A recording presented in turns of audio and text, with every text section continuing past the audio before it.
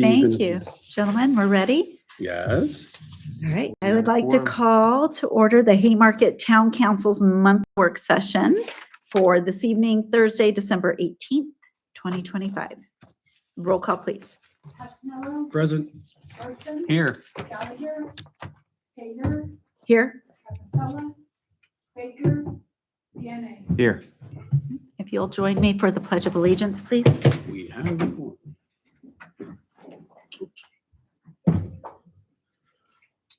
I pledge allegiance to the flag of the United States of America and to the republic for which it stands, one nation, under God, indivisible, with liberty and justice for all.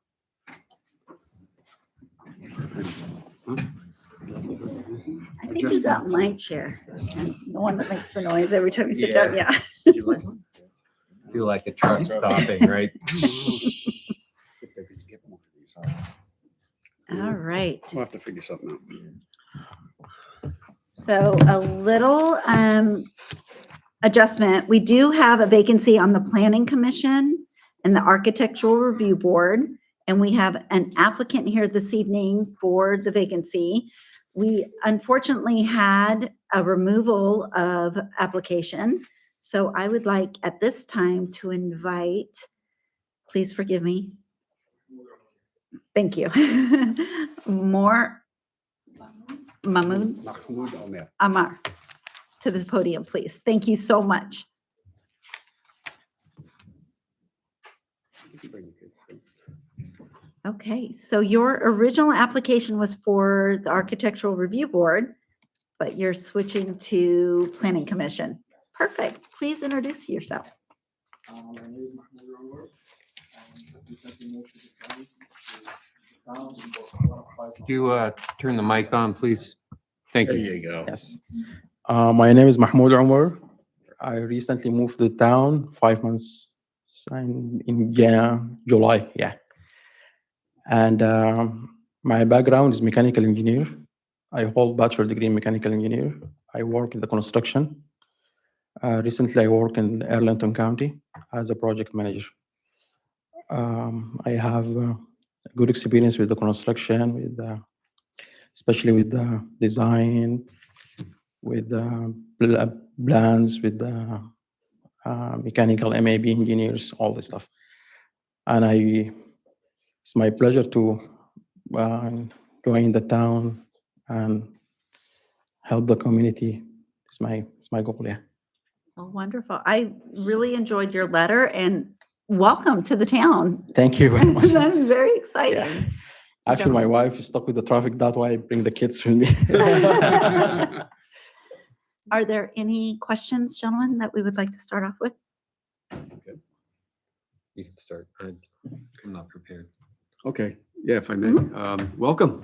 Thank you. And, actually, I read your introductory letter and I thought it was very well done. And I thought to myself, when I first read it, I said, I think he's more suited for the Planning Commission than the ARB. Yeah. So this could be serendipitous that there's the opportunity to do that. Yes, So, I agree. okay. So I see you've done a lot in the field of construction. Yes. So you've done some land use stuff, land use design, things of that nature. Yeah, inspection and all this. Actually, last year I worked with VDOT. Okay. Yeah, and I approximately have all the VDOT certificate all the VDOT certificate. Okay. That's like asphalt, paving marking, guardrail, all this. I'm certified inspector for all VDOT certificate. So That's why when I walk around the town, I figure something with the construction, I stuck, and sometimes I take picture. I like that. Yeah. Okay, super. Yeah. So are you working for a firm right now? For what? For a consulting firm? I may have missed it here. Or government. Or government? Now I'm consultant. Consultant with the government. Okay, Yeah. very good, very good. So how do you feel about the Planning Commission yourself? What do you think you will do and bring to the Planning Commission? Actually, my focus to provide more QA and QC for this department. Okay, I focus like for quality management and quality control. And I believe for the contractor, for A&E team, we need to work with them for development the plan and follow with them for construction and review. And I believe I can provide more development in this. good. Yeah, No, yeah, I yeah. think that would be a fine contribution Yes. and a resource that will be very Yeah. invaluable to Yeah. making decisions about land use decisions. Exactly. Yeah, that's great. Yeah. I don't have anything at the moment unless you have something, Ken, or? Something. I guess, Planning Commission, it's mainly about looking at the ordinances and codes and making sure that, all the boxes check on the designs. I'm sure you're familiar enough with that. As well as our comp plan, which has a soil analysis in it to determine, I guess, what type of construction is capable on any type of raw land that we have. So it's actually pretty good that you have experience with that. That'll help us out in a spot that doesn't typically get filled with a volunteer. You said you did some dam work. Is that what you were saying, or some type of waterway work where you actually did do soil? Soil, yeah. For the soil, as I mentioned, I worked with VDOT last year, and I already certified I did pass the certificate for the soil testing and compacting and all this stuff. As I said, like for any project, the main things we need to verify the soil and make sure at least the inspector do his job perfectly and confirm the soil is according to specification and according to the code. Recently, I worked with the Arlington County, and Arlington County, I believe they follow the code to be similar to Mhm. Prince William County code. And I feel everything should be easy for me. Good. Thank you. That's all I have. Alexander? Yeah, Mohammed, salam alaikum. Walaikum salam. Well, first, let me start off by saying thank you for wanting to serve the town. Thank Right. you. And I'm excited that you're interested in this position and this role. The reason I'm excited is because your formal education training, as well as what you do for profession, I think aligns very well with the role and responsibility of being a planning commissioner. Yes. So other than that, I don't have anything else. So, Thank you very Right. much. Appreciate it. all right, thanks. I'm going to stick to my original. I am just so grateful. Thank you. And again, welcome. So Thank you. Thank you. very appreciate much. you. Appreciate it. And I feel like this is my home, and I believe for the community, we need to support each other and make something for the community. This is my goal. Yes. Love it. Thank you. Thank you very much. Thank you for your time. All right, Thank you. thanks.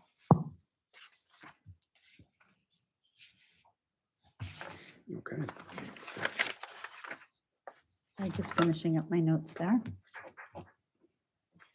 All right, so I would make the suggestion that we allow a little bit more time for applicants since we had this adjustment. So as opposed to making an appointment, we'll wait until January 5th's meeting. Is No everybody? objection. Okay, thank you. All right, so we will now proceed with the town administration report. Emily, it's all you.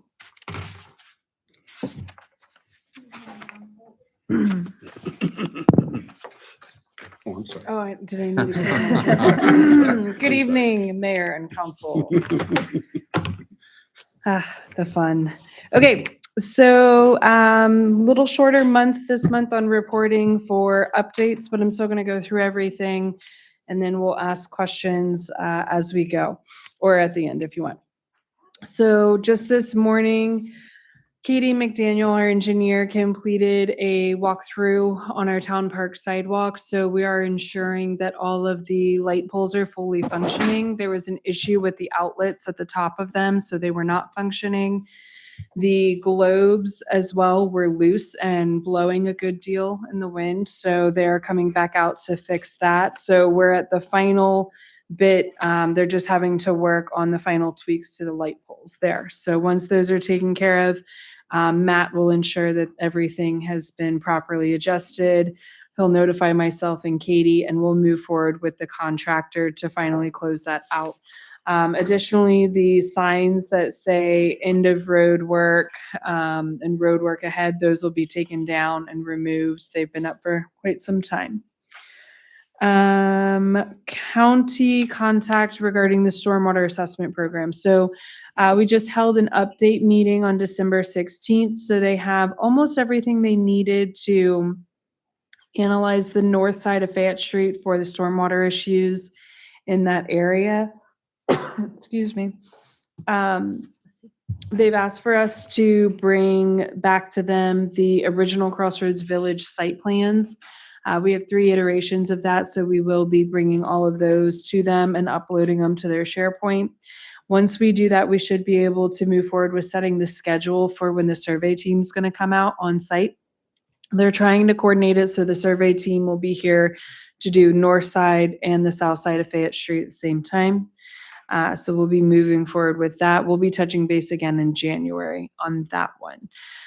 Zoning inspections. So we have issued a zoning violation letter for a property here at the end of Jefferson Street near the railroad tracks. So this property has a lot of outdoor storage of materials as well as things that should not belong out there. There's a large overgrowth of weeds, trees, et cetera, et cetera. So that has been issued.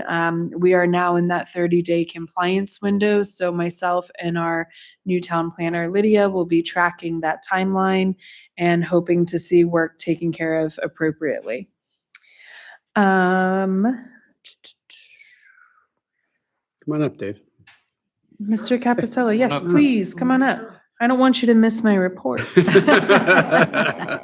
Welcome, welcome. Sorry for being late, everybody. Blowing up the tire. Okay, I'll keep going while Mr. Capicella is getting situated here. So strategic plan implementation, I just wanted to let everyone know that I brought the priorities sheet as well as the amended strategic plan to both the Planning Commission and the Architectural Review Board. I have asked that both of the commission and the board members take a look at it, give some input. I've encouraged them to speak to council if they have anything, speak to their liaisons, and that we would be taking feedback from them as well as the entirety of the community. So hopefully we'll get some good feedback from at least our commission and our board. Tonight we'll be hearing from Don Quill with Arts Van Gogh regarding the museum. So I'll kind of leave that for our agenda item. And looking ahead, we are still working with the attorney on the contract for the compensation study. Still in process on our website redesign. We're working with discussions in the Finance Committee regarding the Washington Street Realty or the old post office building, what the long-term repair is and that scope. So the architectural team that we had hired to do the structural analysis is unable to give a price estimate regarding that long-term fix to look at the foundation, do the necessary repairs, and level everything out on the second floor. So we are speaking in the Finance Committee of what that next option looks like and leaving that building as an office use space only, and what our option to proceed forward in the near term will be. So I'll have an update on that January timeframe with our plan. Currently, we put a pause on the mayor's message series just because of everything that's been going on with our events. Little busy in town hall, and also our businesses were pretty busy, so it was hard to book with some of them. They are definitely staying busy for this holiday season. So we're happy for them in that regard. Robinson's Paradise stormwater concerns, we are staying in the loop with all of our residents back there. DR Horton right now is not responding to our request for a meeting date to review the as-built and the current issues that are on site. I will add to this, though, that on December 8th, there was a informational open house meeting here in Town Hall by the Buchanan Partners regarding the rezoning that took place or is taking place on Heathcote Boulevard and Old Carolina or Jefferson Street. At that meeting, one of the citizens was here and was speaking with the developer, in which I joined the conversation and we talked about the stormwater management for that site. And they have assured us that all of the townhouses that are going to be going in on the south side of Heathcote Boulevard, so on this side of the development, all of their stormwater will be routed under Heathcote in a pre-existing stormwater pipe, and it'll be taken care of on the north side of Heathcote. So they did ensure us that no additional stormwater would be designed to come towards the town and towards those residential properties that are experiencing those issues. Franchise agreements. So we are still awaiting the draft from Verizon. We do have the Comcast draft. After I looked at it further, I do want to clarify, last month's meeting, we had discussed the term of that contract and we were under the impression that had already expired. It has not yet expired. We still have time on that Comcast franchise agreement. Quick question on that. Yes. When we talked about this last month, trying to determine how many homes in the town did not. Because we talked about Comcast, but then we got onto the subject of Verizon as well. Mhm. And the entire town is not serviced by Verizon. And I guess my question was at that time, do we have an idea of what isn't being serviced by Verizon? We do not yet. They're going to supply that visual with the draft franchise agreement when they submit it. Okay. Mhm. It'll be one of the appendix documents. While you're interrupted, Yes. Emily, back to the property for Heathcote Yes. stormwater management. You said it's going to flow north. Is there a natural collection point on the north side? How is that going to drain out? Do you know? I would have to look further at what their designs were, but it looks like they're sending it up there to a wet pond. Yeah. there's a So retention pond. if you Okay. had, let's just hypothetically use a visual here. On the north side of Heathcote, you have the commercial section, and then this is going to be the residential. It's going to go right up in this area between the two of them. And it's going to be wet ponds. Yeah, because I'm used to the south side of town having the North Fork to pipe Yes. to let the Mhm. water flow to the Chesapeake Water, Chesapeake Bay shed. I didn't know what natural collection point there is there. If they planned on having it all perk out or. I can look The further Honeydew at watershed up there their, as well. Is there? Yeah. Right. I can look further at their site plan and rezoning documents when it comes up. I would also note that it seems to be most everything north of 66 does drain over towards that direction. Yeah, what, the Silver Lake or something? I think there's also a natural topography there, Yeah. Yeah. that as you go north, there's a dip there, and that's where I think they're gonna put the pond down below. Yeah, I mean, At least that's what the drawing showed. it's kind of outside our purview. It's just my engineering curiosity kind of peeking up here. So Can I follow up on something? Go ahead. Are you done? I'm done. So in talking about DR Horton and their unresponsiveness, I guess my question is, maybe it's because of the holidays or whatever, but what kind of leverage do we have, if any, to get them to respond? We still hold all their bonds. Okay. So they are working through the as-built process right now. So what we're asking them to do is meet with us to talk about the as-built and talk about the comments we have. One of the major comments on the as-built. So for those of you who are a little newer to council or maybe asking Emily, what's an as-built? When you have a site plan and you come in and you develop the property and you make the improvements, after all of that construction's done, you submit a document that we call an as-built. And so that is going to be what you actually built, how it actually turned out. And so it's going to accommodate field adjustments that happen.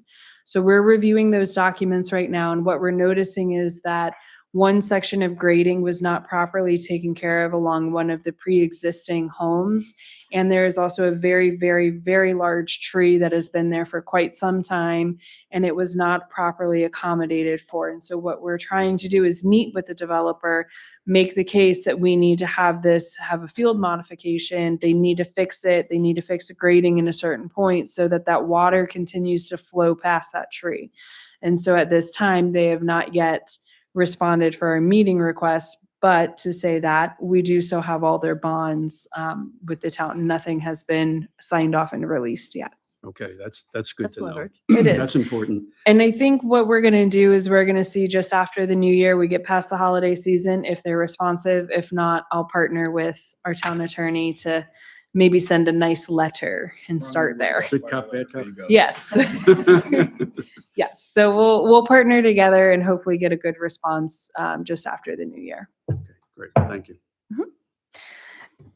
Okay, so diving back in here, we spoke yesterday in our finance liaison meeting. Chief and I are going to be getting together just after the holiday break here, and we're going to be talking personnel manual. So he and I are going to review what our attorney team has sent over and try to get this closed out in the first quarter of 2026.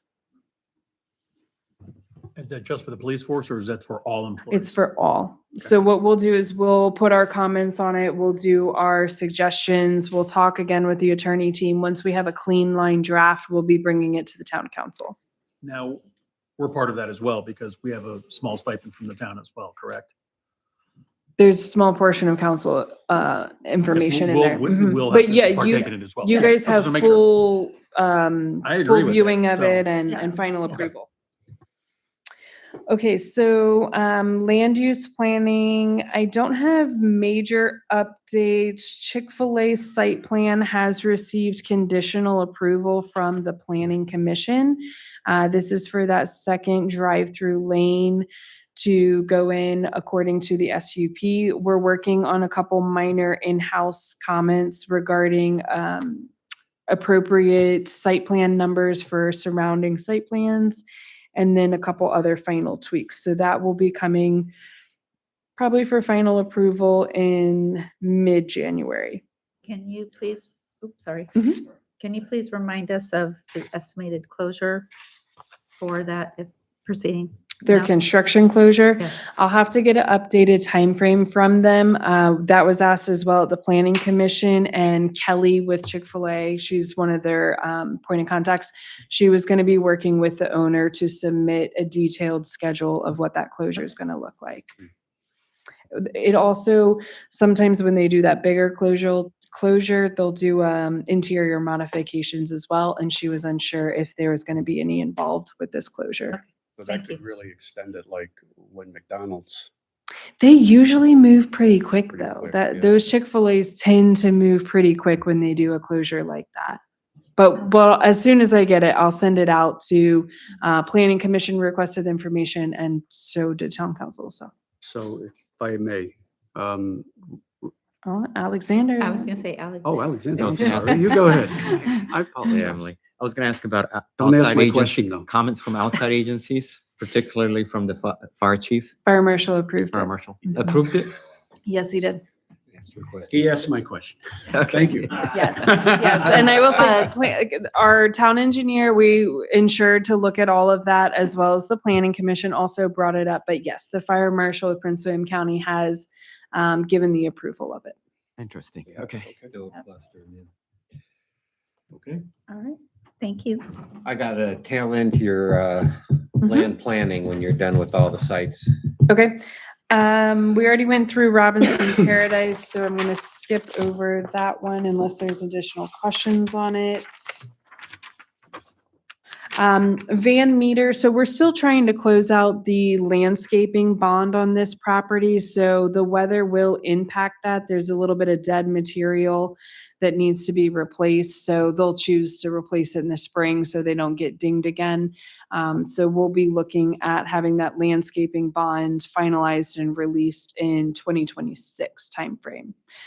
Crossroads Village Center, we're working through the as-built with the team. Ultimately, that as-built review is going to result in their bond release. Everything is looking pretty good there.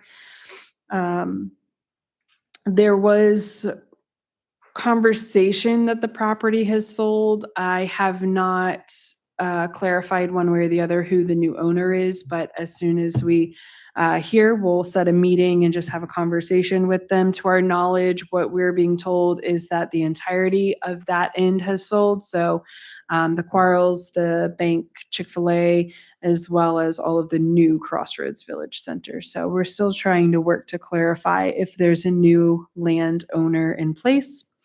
Taco Bell, again, we're still working through the as-built submission. A lot of these kind of all came in at the same time, so we're all in as-built phase. Kitty Academy is getting ready to start submitting their as-builts. They're at that final construction phase. They're working to get their final occupancy. Carter School, so we're going to continue processing the Carter School site plan as is, showing a daycare on site. However, I have met with the team and they are looking to pivot and possibly come in for an amended site plan and look to do a continued care facility in this location. Continued care facility in this location would require a special use permit. So as I learn more and I have an official pre-application meeting, I will keep the council updated on Carter School. The self-storage lot, we have received an additional submission from them, and we are working through processing that submission. We have also received a, inquiry about a possible business going in there that would do automobile repair service only for their contracted vehicles. And they're a business that contracts with VDOT regarding inclement weather response. The Lifetime Smiles Dentistry, still working to get them to submit their as-builts. They have been fully constructed for some time now, so that is a continued conversation with the owner to have him work with his engineer team and get those created and submitted. Blight Drive Townhomes, no change since our last meeting date, so their COA for demolition has officially expired. They're fully aware of this expiration of the COA and understand that they will need to resubmit for a demolition COA. Going further, we're working down at the south side of Fayette Street. There are 2 single-family homes that were just constructed. There's an older home to the right of them. And then just to the other side of that, there are 2 vacant lots. We've received the site plans for 2 additional single-family homes to go in this area, and we'll continue to work on that. And then we're working with the other 2 already built single-family homes on the landscaping inspection and having conversations with the developer regarding the streetlights down there. I also want to add here, as it best fits in this location, that the homeowner down there in one of those newer homes has requested that Chief and I look into putting a stop sign ahead sign on Fayette Street prior to the curve. I've heard back from VDOT and they do not feel that it's warranted in that area because there's been no accidents in that location. So I'm going to actually work with Chief because I think we have some data that there might have been 1 or 2 more recently. So we'll follow up with VDOT and continue to carry on that conversation. People do ignore that. Your questions? Yeah, my question was on that property Okay. down there. There are 2 light poles. So you did mention light poles. So I'm assuming they will be erected sooner or later. Yes, so they need to reach out to Dominion and they need to talk with Dominion about where they're pulling power from for those 2. So right there, if you look at the 2 single-family homes just to the right, beside that older home, there is a Dominion pole there. It actually has a light on it, and they need to have the conversation if they can pull power right off of that pole to connect up those streetlights. Yeah, because there have been poles that have been laid down there, wrapped up for a while. And I was wondering when they were going to be Yes. erected. Yes. Any other land use questions? I'll take a quick moment. Most of you have already met Lydia, but Lydia is here tonight. She is our new part-time planner. She just started Monday a week ago, so we're very excited to have her on team. She's already been tasked with quite a bit. She's attended her first ARB and Planning Commission meeting, now her first council work session. So we're all very excited, and she's going to help get us organized with some of our land use files. So we're looking forward to it. Welcome. Thank Yes. you. You're welcome. You don't want to have to hear what I'm saying. We'll hear from Julia at a future meeting, but we had a great successful event on Saturday. I hope that everyone who attended just felt the joy of the season. I know for Kim and Roberto and I, we had a great time in the town hall booth. We never got to leave, but it was wonderful. We sold a lot. We had great conversations with our community. So it was very successful and joyful all around. And Santa was the best Santa I've seen in a Really long Best Santa time. ever. Santa was cool. Hands And Mrs. down. Claus. And Mrs. Claus, Mrs. yeah. Claus stole the show, you know. And also a very big special thank you. We're going to get something sent their way, but I just wanted to let you guys know that we tried to contact our local fire departments to get Santa a ride in, and that was a bit cumbersome. And I will say the planes pulled through. So I don't know if anybody noticed, but a crew from the planes came up and drove our Santa in, and they hung around for a bit and let kids hop on the fire truck. So very big thank you to that department and being here for us that day. Yes. But Yeah. I thought it was pretty great. I mean, I woke up It was Sunday sun went down. and I Alexander. I was very It's like, thankful we did not have the wind of Sunday on Saturday I because don't remember the fire pits. It was good. Yeah, yeah, give Santa a call, see what he can do for you.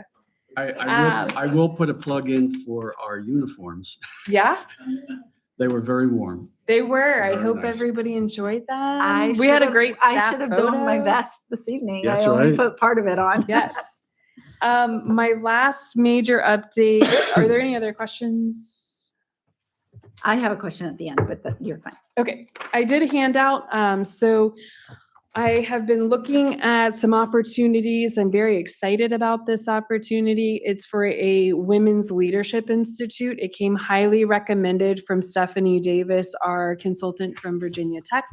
And so she has highly recommended that I look into applying for it and going through the institute, and thought that I would greatly enjoy and get a lot from it. So I wanted to let council know that I intend to apply. Applications are due on January 9th. I printed it out so everybody could see what the different sessions are. So it'll run next year from March until October. And it's once a month. There's 6 in-person ventures, and they start on a Wednesday evening, and then it's a Thursday, Friday session. There's 2 virtual sessions. I do want to make note, it'll be hard, but I have the utmost confidence in our town staff. But the very last event and very last date is Friday before Haymarket Day. But I think that if it all goes well and I get accepted, that our team will do great here, and I'll be back bright and early Saturday morning anyway. So just wanted to let everyone know. And if you have any questions, happy to discuss further or meet with you. But I also put what's required to apply so that everyone was aware. I'd like to make a comment real quick. Yes, please. I like the budget and finance and strategic planning stuff. Yes. That looks really very good in Newport. Yes. Yeah, that's going to be. I very- think it's a great lineup. I was looking at everything that they work through. Stephanie and I spent a lot of time talking about this program actually over the last year that we've been working with her. And she was telling me about some of the other individuals in the different municipalities they come from and who's participating. And it sounds like a really phenomenal program. So Yeah. very excited to apply for it. I also I mean- feel like it's in alignment with recommendations from reviews. That's right. So. Yeah. And you get to do Myers-Briggs. I saw that. Yes. I was just making a comment, but nobody else did. Yes, I Haven't done that in can come back 35, and 40 years. share. Maybe my we gosh. all come back and do them together. Okay. It'll be Sounds like interesting. fun. It always Grab my is when you do personnel type those. is- Education's always good. Any other questions? I just needed clarification on the color notes on the light poles. in Oh, regard- yes. So I just So don't want anybody the to light be pole- overly let me concerned about the actually- caution. No, thank you. Let me actually give an update on the light poles. So, winter happens, it gets dark sooner, and people notice things. So, we've had some lights that have been out for quite some time, a lot more noticeable in the winter months. Specifically, we've had some issues down at the Chick-fil-A area. So, our lovely police force helps us out when we're not here at night, and they flag them for us. So if it's yellow caution tape, that means the light head is out. If it's red, that means that the event decorations are not functioning. And so the outlet is out. And so our contractor who we work with has been working on the lights. What we found is that the 6 down at Chick-fil-A were disconnected. So when the dentist office was finally constructed, there was some issue, whether it be landscaping that was put in or their connections that they did, our lights were no longer functioning. So we have taken care of that. We have got those back up and running. We did have to trench from a working light to the 6, and we have now gotten them again fully functioning. We are working through the other ones though in town. I also want to take a moment to explain, I was explaining this in Finance Committee yesterday, that all of our lights do not come on at the same time because they're essentially done, give or take, block by block or development by development. Some are on photocells, some are on a timer. So depending on exactly when the sun sets and that photocell sees that it's dark, those lights will come on. And so it is not something that when you're at the east end of town, as much as I would love this, that it turns on and it's boom, boom, boom, boom, boom, all the way down to sheets. It doesn't function that way.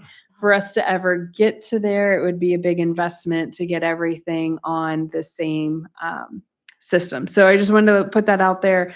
We are working on it. Please help share that with your neighbors and your constituents that we see the lights are out. It is an active project that is always ongoing and something that we are taking care of. And then to add to that, Erica, who is working with us on our asset inventory, she's interning. She's in right now, home on break, and she and Matt are working on cataloging every single light pole, getting a condition when the bulbs were recently replaced or retrofitted over. So we'll have a very good inventory system uploaded in our brand new software in hopefully first quarter. So Thank you. So the color yellow means and the that the color light is red out. are just color identify. It's not that the Of some- pole itself has an issue. Correct. It's just which part is out. Is it the decorations out or is it that the light Yeah. itself is out? Yeah, I just didn't want somebody walking by going, oh my goodness. So that's why I wanted clarification on the colors. And I could work with chief that the officer maybe use a smaller piece of caution tape. Some of them were a little big, felt a little alarming, but yeah, That's all. they were No, marked I nonetheless. appreciate the collaboration. So thank you very much. We appreciate it. It helps us out a lot when we're not here. So, yes. Types of light bulbs that we're using, are we being specific? I know we're moving over to LED and we have a specific standard that we are starting to replace with.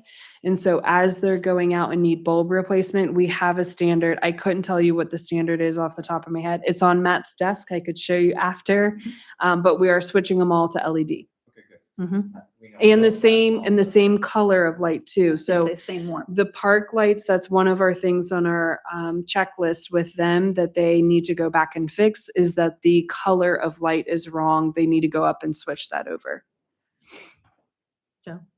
Are you finished with your? I think I am. Oh, okay, because I have a couple of things. Actually, I was going to make a comment. I didn't hear asset management, so I wanted to make sure Ken heard that. Come on And- in tomorrow, meet Erica, hang out with us. Absolutely. Yeah. Erica's sitting up on the dais, clicking away at asset inventory. She sent all of staff a survey for us to document all of our IT assets and model numbers for her. So it's Nice. going well. And the value of as-bills. Mm-hmm. If Yes. we only had those for the lights, right?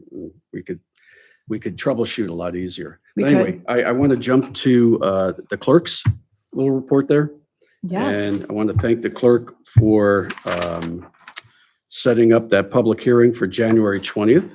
Mhm. All right, that was going to be what, the 13th, and they moved it to the 20th. So I That's just want to correct. get that out there. And the property will have the signs up on January 5th. So we will have For 4 code. signs, 2 on the Blight Drive side, 2 on Washington Street side. Right. Super. And I really like the fact that you all spoke with our new supervisor, George Stewart, and he's committed to reporting on a quarterly basis, essentially, coming to the council like Bob used to do. Mhm. That's really good. I'm sorry, starting in April. Starting in April. That'll be great. One other thing, I was on the phone with our state senator talking about some other issues, and she would like to be able to come on January 5th Mhm. to do her legislative report, if possible. And she'll probably ask Josh Thomas, our delegate, as well. If council But is- if she is watching, she's only got 15 minutes now. Oh, I I was talked to her. gonna I said ask- 5. Oh, you said 5? Oh, okay.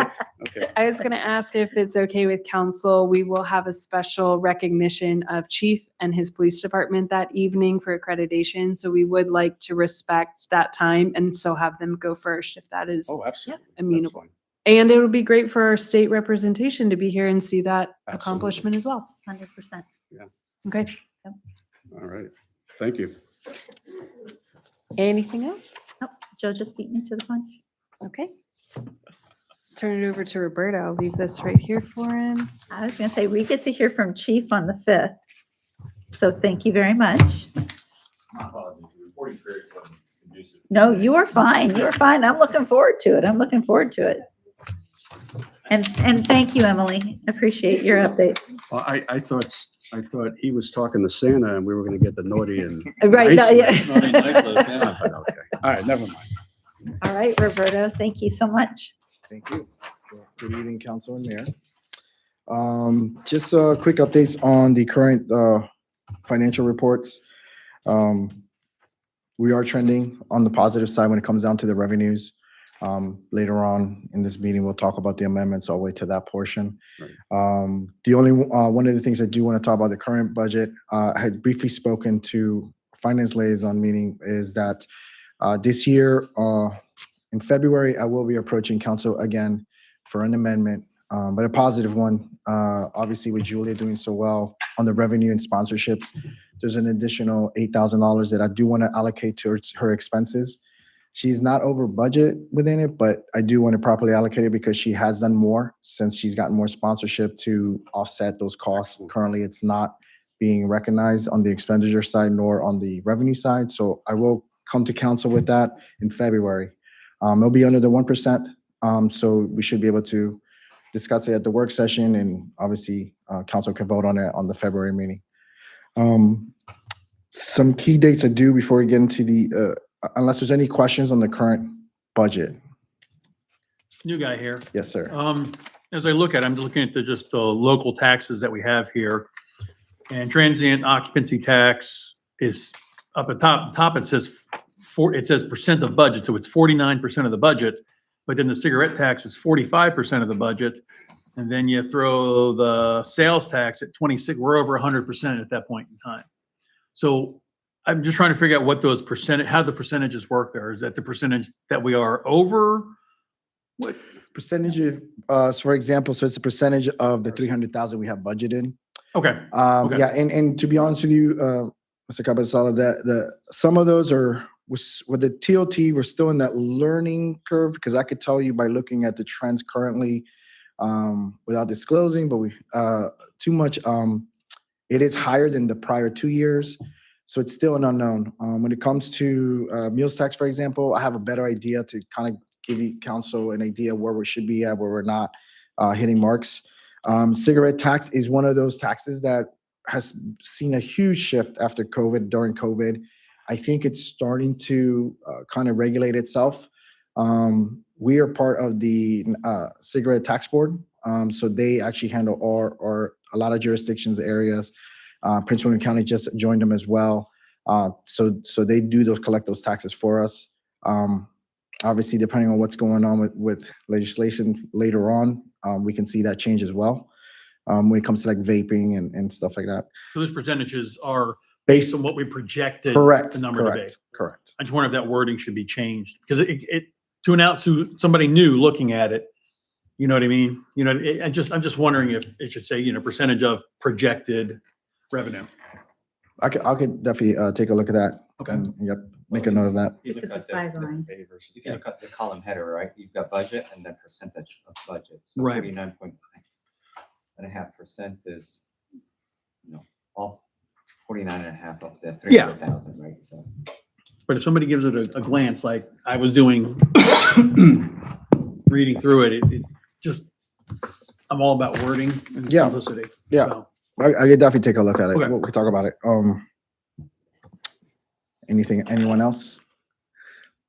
No? No? Okay, well, I do have some updates on the finance side. On January 5th, we will have Michael Lupton, our auditor, discussing the findings of the FY 2024. I believe I gave those CAFR reports to you, to council last month. It was another positive audit report. Obviously, he is coming in more to just have that discussion, the formality, and also just to, for full transparency, to have him be on record to discuss it, answer any questions you may have. On January 26th, we will have VML Vaco, David and Steve Mulroy, be here to present in person the presentation when it comes to the financial analysis geared towards the town center project. I am hoping to get that report ahead of time so we could hand that out to council, put it as part of the agenda. They will be here to discuss kind of the possibilities how the scenarios will work out for the town center project. I know we briefly talked about it at the strategic planning meeting, but they'll be here to answer any questions. On the 26th of January, I know Olan's going to get this to me, so we're going to have the investment policy on the agenda as well. Again, this is just this current year, I've been really trying to work on focusing on policies when it comes to the financial sides.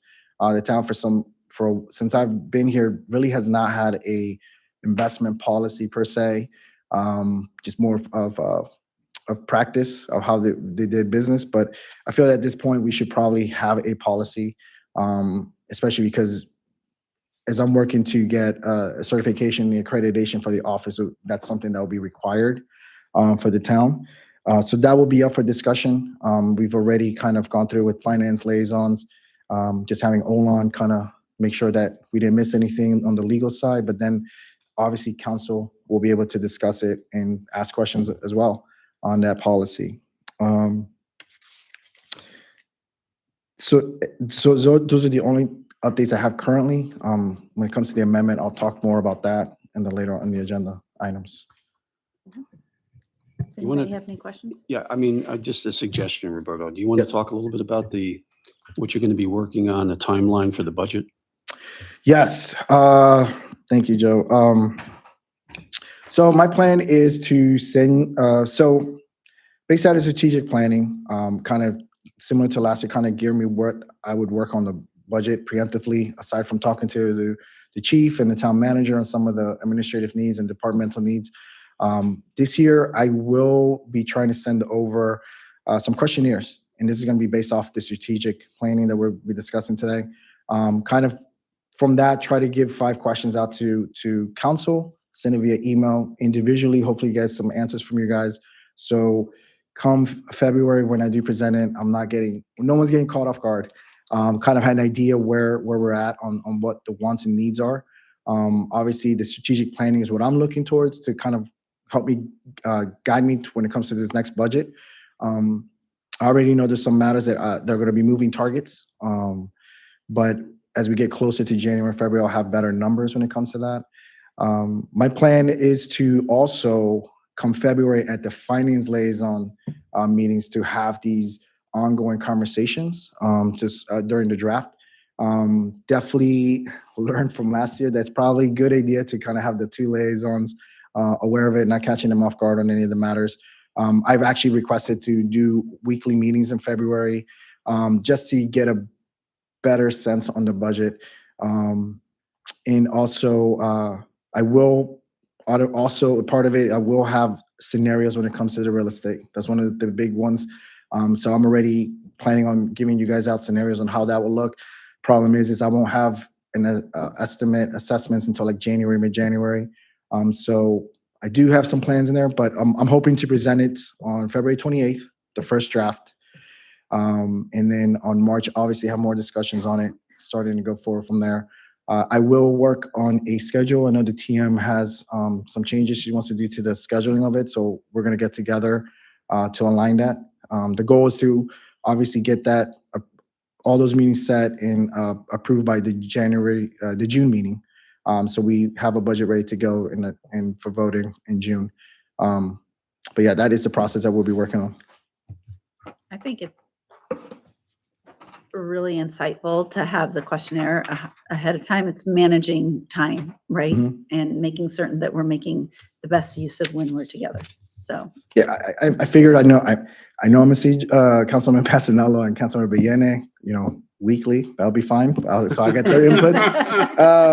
But I know, we have other council members that may not have the time. And, as much as I know that I'm always happy to see everyone here and, I just want to be more efficient and, if you could send me a quick email, kind of their thoughts. And if they want to stop in still, I was gonna I'm say, more than always happy to a have that reminder. conversation as well. So, Yep, always a reminder that you are open door. So let me just amplify what Roberto just said. Essentially, this is the opportunity for all of us on the council to provide input on the front end Mhm. rather than later on during the process where it becomes a little bit more difficult. So when you get the survey, that's your opportunity, or even before. And it can be with Roberto and staff, it can be with the finance, it can be come to the finance meetings themselves, whatever works for you on your schedule. So. and thank you brought that up. One thing I want to remind everyone, including the public, is that, our finance liaisons meetings are open to the public. And if there's a council member that does want to come, we do have our clerk of council that would take minutes of those meetings. So again, in February, we plan on meeting once a week. So if there's an opportunity for you guys to want to stop by and kind of see what's going on, obviously we'll have the normal payable stuff going on, but I think we'll have a lot more of budget stuff conversations happening as well there. And again, we'll still have that opportunity as council as a whole to come in. We will take a work session and just kind of go through the line items and departments and, answer any questions and concerns. So. Ken? And on that note, if we do have meeting notes taken, how do they get adopted? What's our policy procedures for that? Are they included in our monthly? Usually I attach them to the report. Okay, so there isn't a vote to adopt them or anything? It's, They've always been attached to the Okay. finance liaison reports and on the consent agenda. okay, Makes my job easier. Yeah. We're gonna meet weekly, I think that warrants increasing the salaries and wages for town council. Whoa. Well, Alexander. Whoa, fortunately, that came out of Mr. left field. Conservative. Come on now. Mr. Conservative.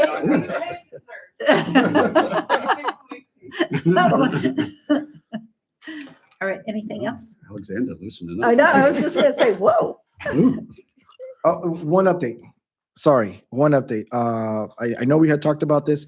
Just want to let you officially, two things. The SADAR account that we had for 12 weeks has matured. It is currently in our reserves account. I'm happy to say that we gained $17,000 on that and just interest alone for 12 weeks, which I think was a good win. That is being set in the MMA currently. I'm not planning on doing anything currently right now, just because with VML coming at the end of the month in January, I kind of want to see where you guys are at about it. Also, we have officially separated $1 million from the reserves into its own CIP funds. That's to address it. This year's budget, you will see that we'll definitely have different resources of revenues that we're going to separate from the operational budget. So these are things that we plan on doing, but obviously if there's no ability to do for funds or any economic issues, we can put a hold on just to separate that from the operational needs. So just those are two updates. So I heard from Ken that you were excited about that. I'm excited.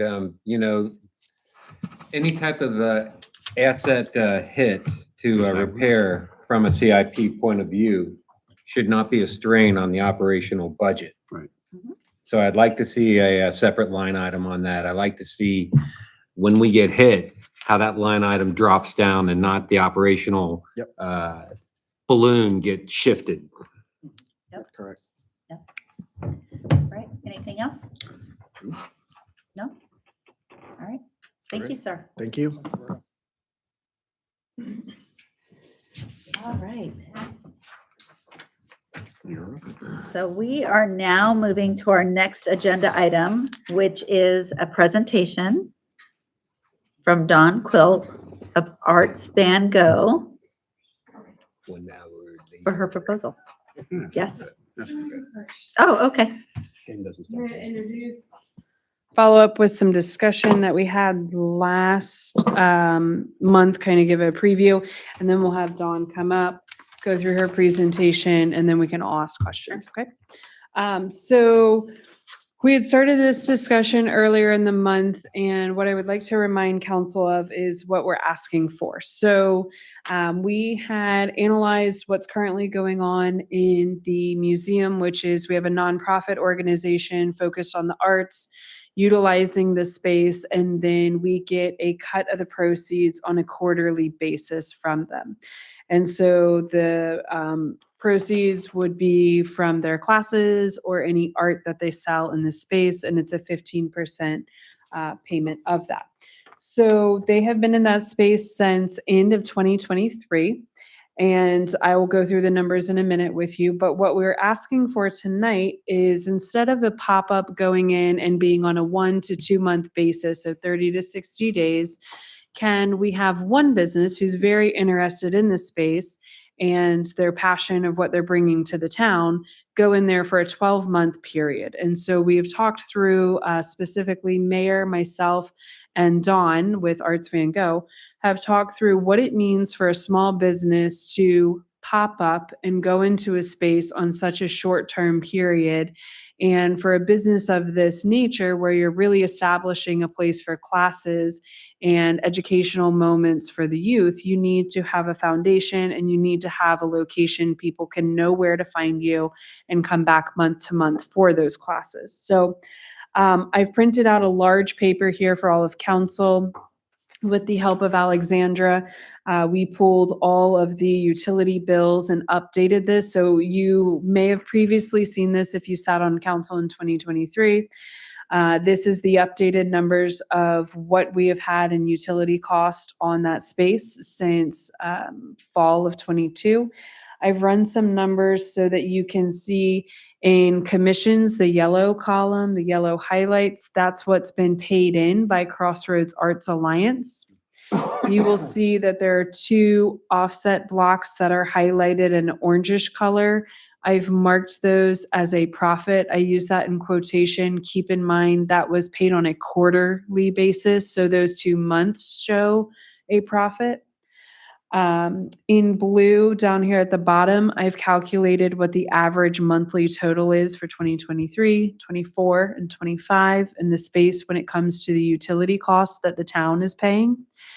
And then in the green box at the bottom of the larger table, I have given everybody an idea of if we went with the cost of paying $650 for rent for 12 months, the town would be looking at bringing in $7,800. I'm happy to continue talking about what a great benefit this would be, how it hits at one of our strategic plan strategies of partnering with businesses to encourage art in the community, how it allows for productive use of the space, how it actually benefits the town in having the space occupied, because what we have seen is when it is occupied, we are very aware of what's happening day to day. If there are any issues, for example, we had a water issue over there where we had a toilet running continuously. It was brought to our attention after the fact when somebody went in there, but when we have more day-to-day use in the space, we're able to address these in quick fashion. We're also able to share our beloved historic space with our community when we have people in there. So I could continue for another 30 minutes, but you don't want that. So I'm going to invite Dawn up here to give her presentation, and then please feel free to ask her questions, ask myself questions. We're here to work through this tonight, and then we can get more into the numbers after we hear from Dawn.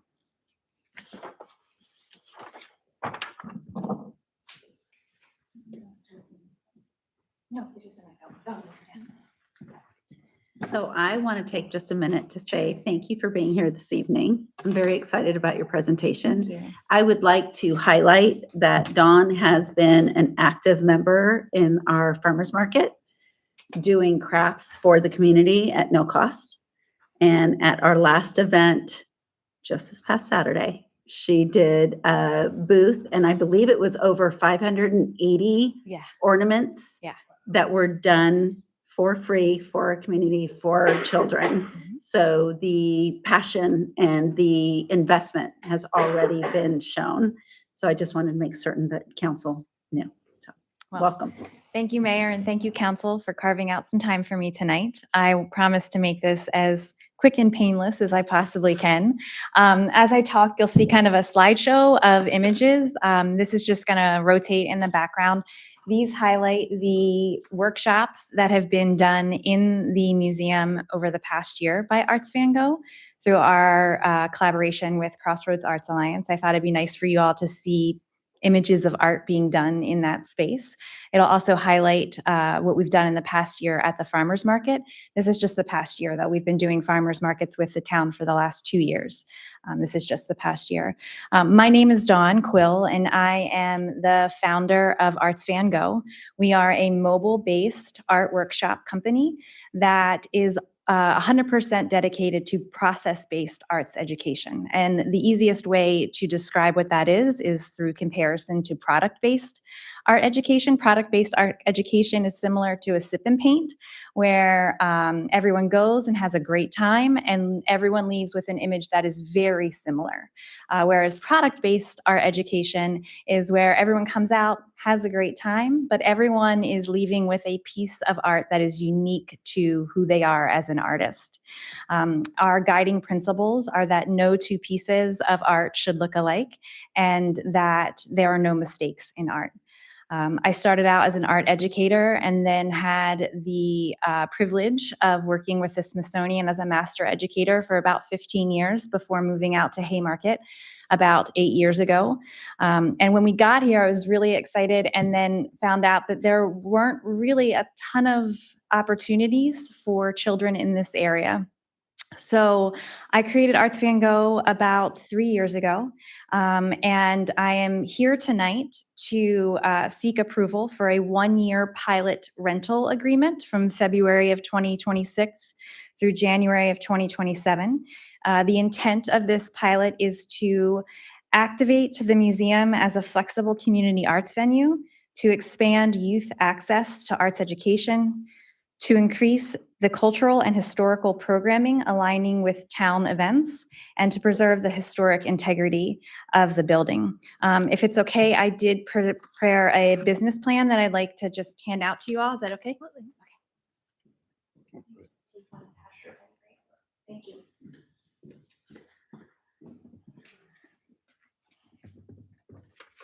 Thank you.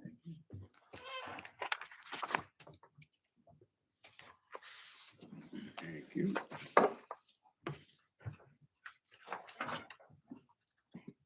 And so in that business plan, you can see that our pilot goals are highlighted for that first year on the first page to provide a high quality inclusive arts education, not only to children ages 3 through 17, but also to their families. We've done a ton of really successful community arts workshops in the museum, the majority of which have sold out. We also want to increase the year-round cultural activity in Old Town Haymarket. The town does an amazing job of putting on free events for our community. We love helping out with those and being a presence in that, but we would like to do even more. To deliver museum-compatible programming that respects the space's historical significance. And we'll get into kind of on my plan on how we would do that a little bit later. And to support the local economic activity through increased family foot traffic, workshops, and events. The financial snapshot, I just want to point out that this is based on a gross revenue, not net. So our background, as you can see on the second page, you can see what we're currently doing, that we have been currently doing. I want to kind of highlight that last bullet of preschool and summer programs at the Haymarket Museum. We did have the opportunity to pilot a lot of programs through our collaboration with Crossroads Arts Alliance. And just to give you an idea of the revenue that we've been able to generate for that Arts Alliance, the third quarter from 2025, so that reflects July through September, Crossroads Arts Alliance made a little over $3,400 just from programming alone. Children's programming, art and music classes were responsible for 97% of that. So we brought in a little over $3,100 of that 34. I've already said that our community art workshops have sold out on about a 20 to 25 participant max, and that's based on seating in the museum and the museum space. So we can clearly identify that there is a need and that there is people that are very willing to pay for those opportunities, which is reflected also in the market analysis provided in the business plan. There's a demographic snapshot, and then how we are addressing that market as well. What I would like to really talk about is the competitive landscape and how there is really nothing in a 10-mile radius that is available for the youth in our community. Not only that, going out further west in the county, there's even less available. And so not only are we bringing in our community, but we're also bringing in children from other communities as well, from the Nokesville area as well.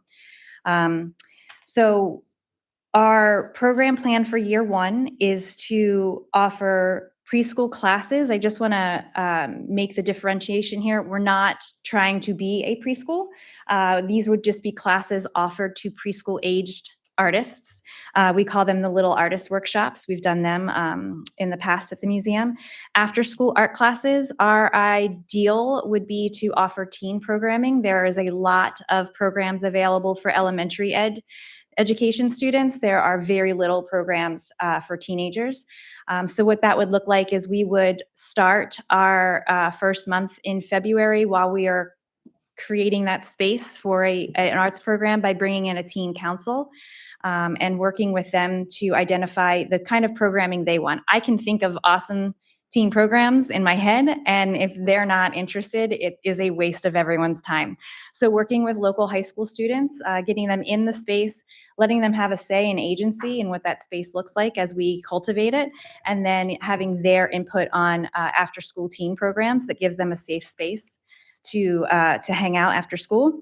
Our weekend community workshops would still continue. They're really successful, and I don't see a reason to stop that. But what is really exciting is that we would also be able to do a lot of work with the town and around the farmers market as well. We would continue to do our birthday parties, and then we would also continue our mobile homeschooling classes as well. On the next page, I'm really excited about partnering with the town and piggybacking on their amazing events. We talked about doing a kind of quarterly schedule with the town in the spring, doing a Colors of the Market where parents and families can pick up arts and easels and paints across the street at Arts Van Gogh, set up and paint the market. We might have some plein air artists at the market as well. In the summer, we'd love to do an end of the school celebration along with an art festival and the town walkabout as well. We talked about doing a Bootacular art walk in the fall, and then Emily and I are kind of really excited about a potential holiday ornament contest in the wintertime as well. You can see that there are some facility requirements. These are nothing that would be long-term. These are all would be portable, and most of it is already in place there.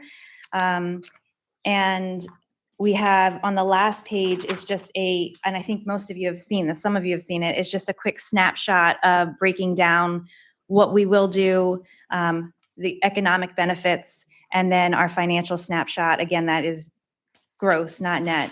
And our ask of the 12-month rental. So I would love any questions that you all have. Thank you very much. Yeah. I think it was a lovely presentation. Dave, do you have a question? I always have I questions. was just, gonna say, I felt like you did. See, a lot of your focus is with children.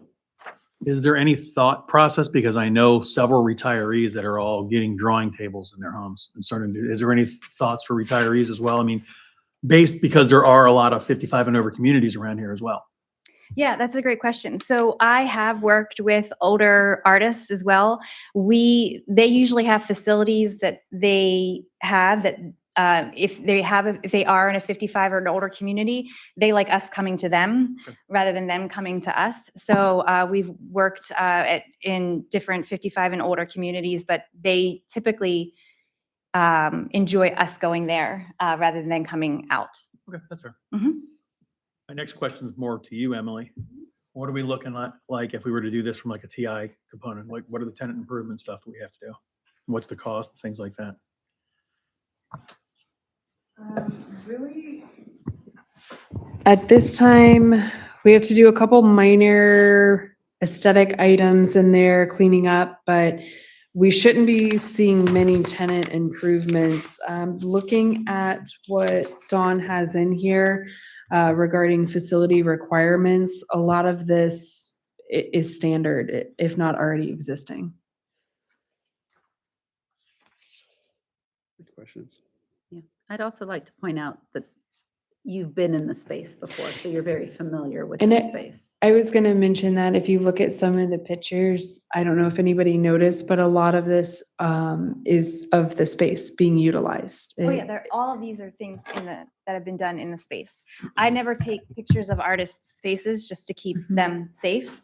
And so it's a lot of hands, but like, I don't know how to make them bigger, but they're all in the space there, so. Right, that's a good picture.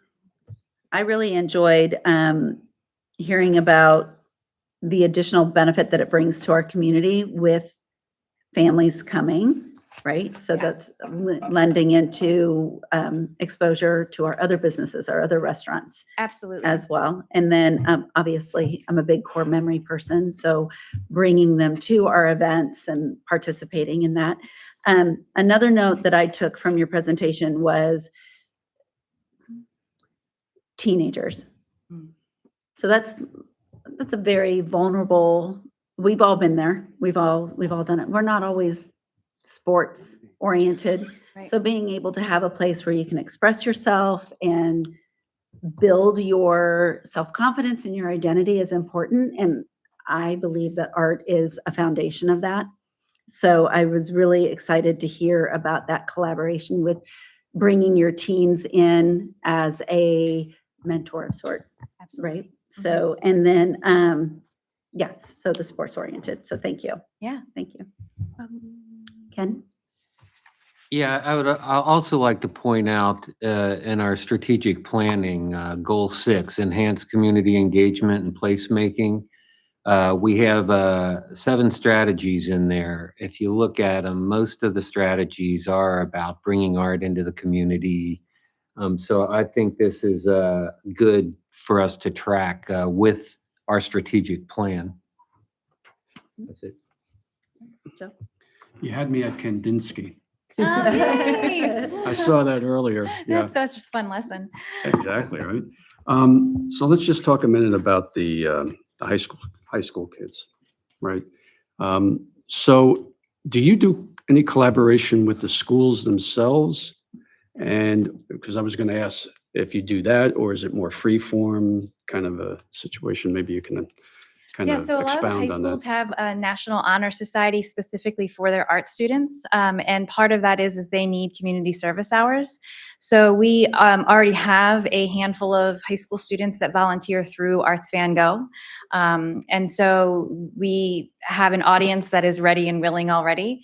But we also do go out into the schools. Part of what Arts Van Go does, and Kim was so wonderful to give me a letter that I don't know why showed up here for me, but did, from a school that we were out doing the students that raised the most funds got a free art party. And so we went out into the schools. I think something that is very important to me is what is my value that I'm giving away for free. So that's something that motivates me as a business owner to to make sure that I am giving back to the community. And the ways that we do that are been through town events and our local schools as well. Well, that's great. I mean, and it's kind of reinforcing what they're doing in the schools. That's super. Yeah, I mean, conceptually, I think this is a great idea. thank you. One of the things that we have talked about, I think previously, was whether to reassess this, maybe not in a year, but half a year, or how would you like to approach that? We had talked about, and I've talked about this with Dawn, but do we assess at the 6-month increment to just see where our utility costs are? Because how you're proposing to utilize the space would be a little bit more frequently than what we have seen in this 3-year snapshot. And so Dawn was very open to that reassessment at that 6-month mark. And so if council was okay with that, that's what I would propose for the cost of it. But hopefully the intention being that it's a 12-month, we assess cost again at 6-month mark. So we would then build that into a lease agreement, Yes. essentially, And and you're good with that? Yes, Yeah. absolutely. Okay.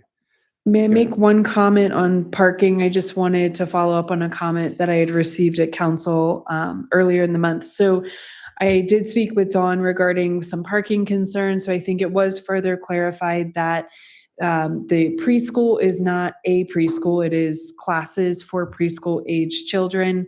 She also further mentioned, and can clarify if anyone has questions, that the preschool groups, of course, you need an adult with your 3, 4, or 5-year-old.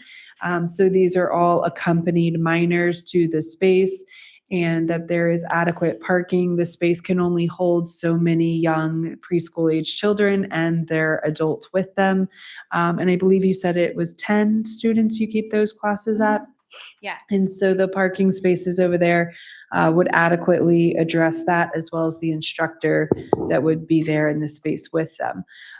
Furthermore, I think what I would state to council is that if parking were to ever become an issue, or there was a larger event, as we've done in the past, is that the town hall parking lot is available and people can walk across on the pedestrian crosswalk there.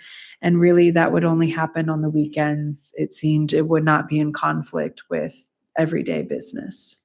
Okay, that's great. You want to say something? Yeah, else? and I'll just Mhm. tag onto that. Please. So the way that our community art workshops run on the weekends that do typically sell out is that it's an open studio. So we are open for 2 to 3 hours, and families that register come and spend time with us doing the lesson. It's a drop-in. So not everyone comes at 1 and stays until 3.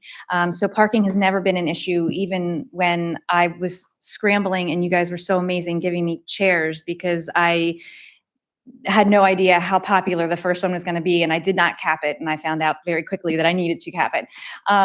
So even that was not an issue with parking. There was never an overflow problem because they're not all coming at the same time. They're coming in that window to drop in. Right, that's good. So earlier you talked about there is demand, right?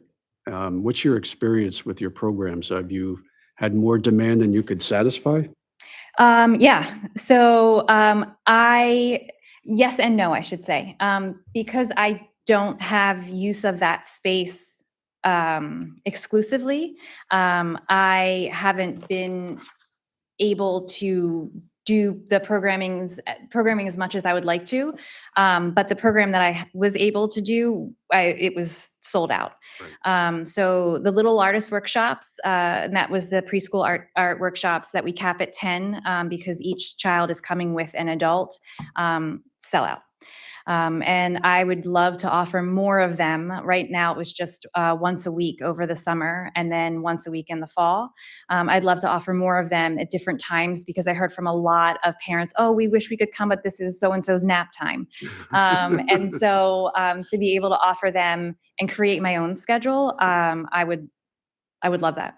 So you have your built-in limitations. Yeah. And your ceiling, so to speak. Yes. Yeah. Yeah. Cool. And my hope is that I am able to bring on staff, and it won't just be me that's running everything, because I see that the need is there, and I hear it all the time. The number one question I'm asked when I'm at a farmer's market or in a school or at a community event is, where are you located? Where are you located? Where are you located? And so the need's there. The need is there. And just an interesting question. I like the play on words. Arts Van Gogh. So Yeah. do you like Van Gogh? I do love Van Gogh, but because we started as mobile, we were like in a van that goes. And so I was like, oh, this works. So it's more than a double.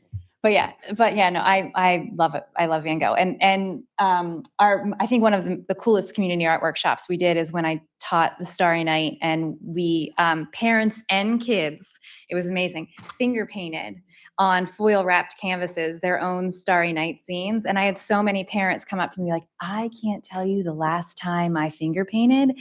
And they're like, but this will not be it, because this was so much fun. And so it's just cultivating those core memories, like Mayor said, where you're creating with littles next to them. I mean, it's so cool. When I was at the bazaar, the Christmas bazaar, I had a kid come up and say, you were at my school and we were making stickers and you said they were potato chips because you can't just make one, and they were so fun.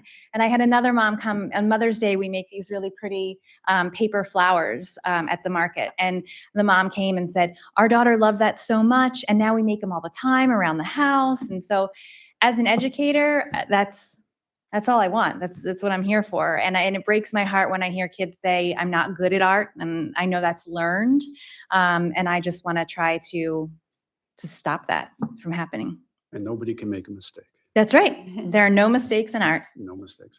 Are you done? Well, I just wanted to make a comment about Van Gogh, because I love Van Gogh. I've been to Arles. You probably know where that is. Oh, yeah. Yeah. I mean, it's just a Starry Night was kind of like where he developed that. So Yeah. you had me at Kandinsky, but you convinced me at Van Gogh. I love that. Okay. All right. I'm good. Thank you. I do have a comment, but Alexander, do you have any questions? Yes, hi, Dawn and Emily. In terms of the facility requirements, does the space meet all of the requirements? Yes or no? Like from an Or if occupancy it doesn't, standpoint? what improvements do we need to make in order for the space to meet the requirements? It should, so in looking at the facility requirements, the only thing, the portable hand washing station, Okay. but it would meet ADA compliant layout, and there's 2 safe egresses. There's one with the ADA compliant ramp out of the rear of the structure. And then you have the front door still. We would ensure that the appropriate first aid kits are on site. I'm sure Dawn also, for her business, would have additional. We do have the fire extinguisher already on location, and everything. We've recently had a fire and safety inspection over there with the fire marshal in October. So we're cleared on those items. How about the cabinets and the seating and tables? That's stuff that we would You would supply. supply those? Yes. Okay. Dawn, on the back here, there is, can you talk a little bit more about the prioritize accessible pricing? It says prioritize accessible pricing. Can you talk about that? Yeah, absolutely. And so a lot of what we want to do is we want to give back about 15% in scholarships. And Okay. so the way that looks is different experiences are priced differently. So our birthday parties are priced higher than any other activity that we do. And that is to offset costs so that we can offer scholarship opportunities for teens, for young children who want to participate in the program but might not be able to afford to do so. Okay. So if I understand correctly, you'll be giving scholarships to about 15% of your students? Or, yeah. Hopefully, yeah. Hopefully, okay. That's the goal. All right. I don't know. I'm a little bit struggling with this because I know you refer to it as a community arts venue, right? But also you have to pay in order to play kind of thing, right? It's a business. You said it yourself. It's a business. But at the same time, right, we're allowing the use of a public asset for a business, whereas other properties within town are commanding whatever the market rate is. I understand there is the benefit aspect to this, right? I'm a little bit struggling with that aspect, knowing that it's a business, right? It's not where someone, any member of the community can go in for free and, take class, what have you. I'm a little bit struggling with that, right?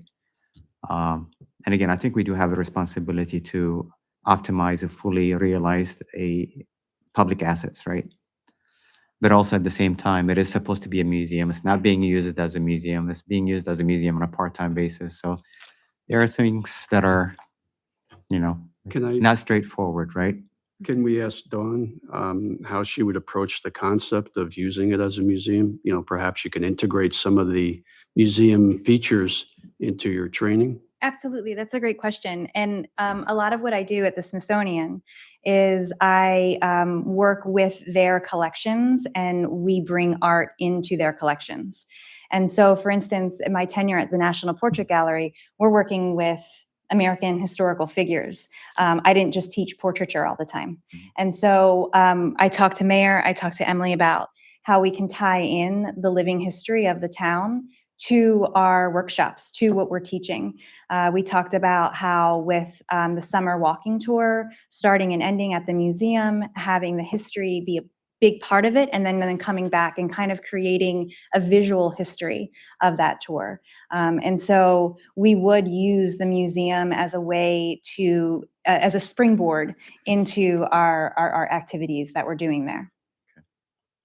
And if I can, I mean, I imagine that Emily would like to jump in, but, we've done, I don't think you can call it a P3, but we've had public-private kind of investment in there before with the coffee shop and then with these folks that are Crossroads Alliance. So it's nothing new to us. And we talked about it at our last meeting about, what the cost would be. If it were just a standalone, and then, the labor costs and all the other things associated with the museum. So this is an opportunity, I see it as an offset to some of those costs. If we don't have anybody in there, then we're going to have to carry those, in our budget.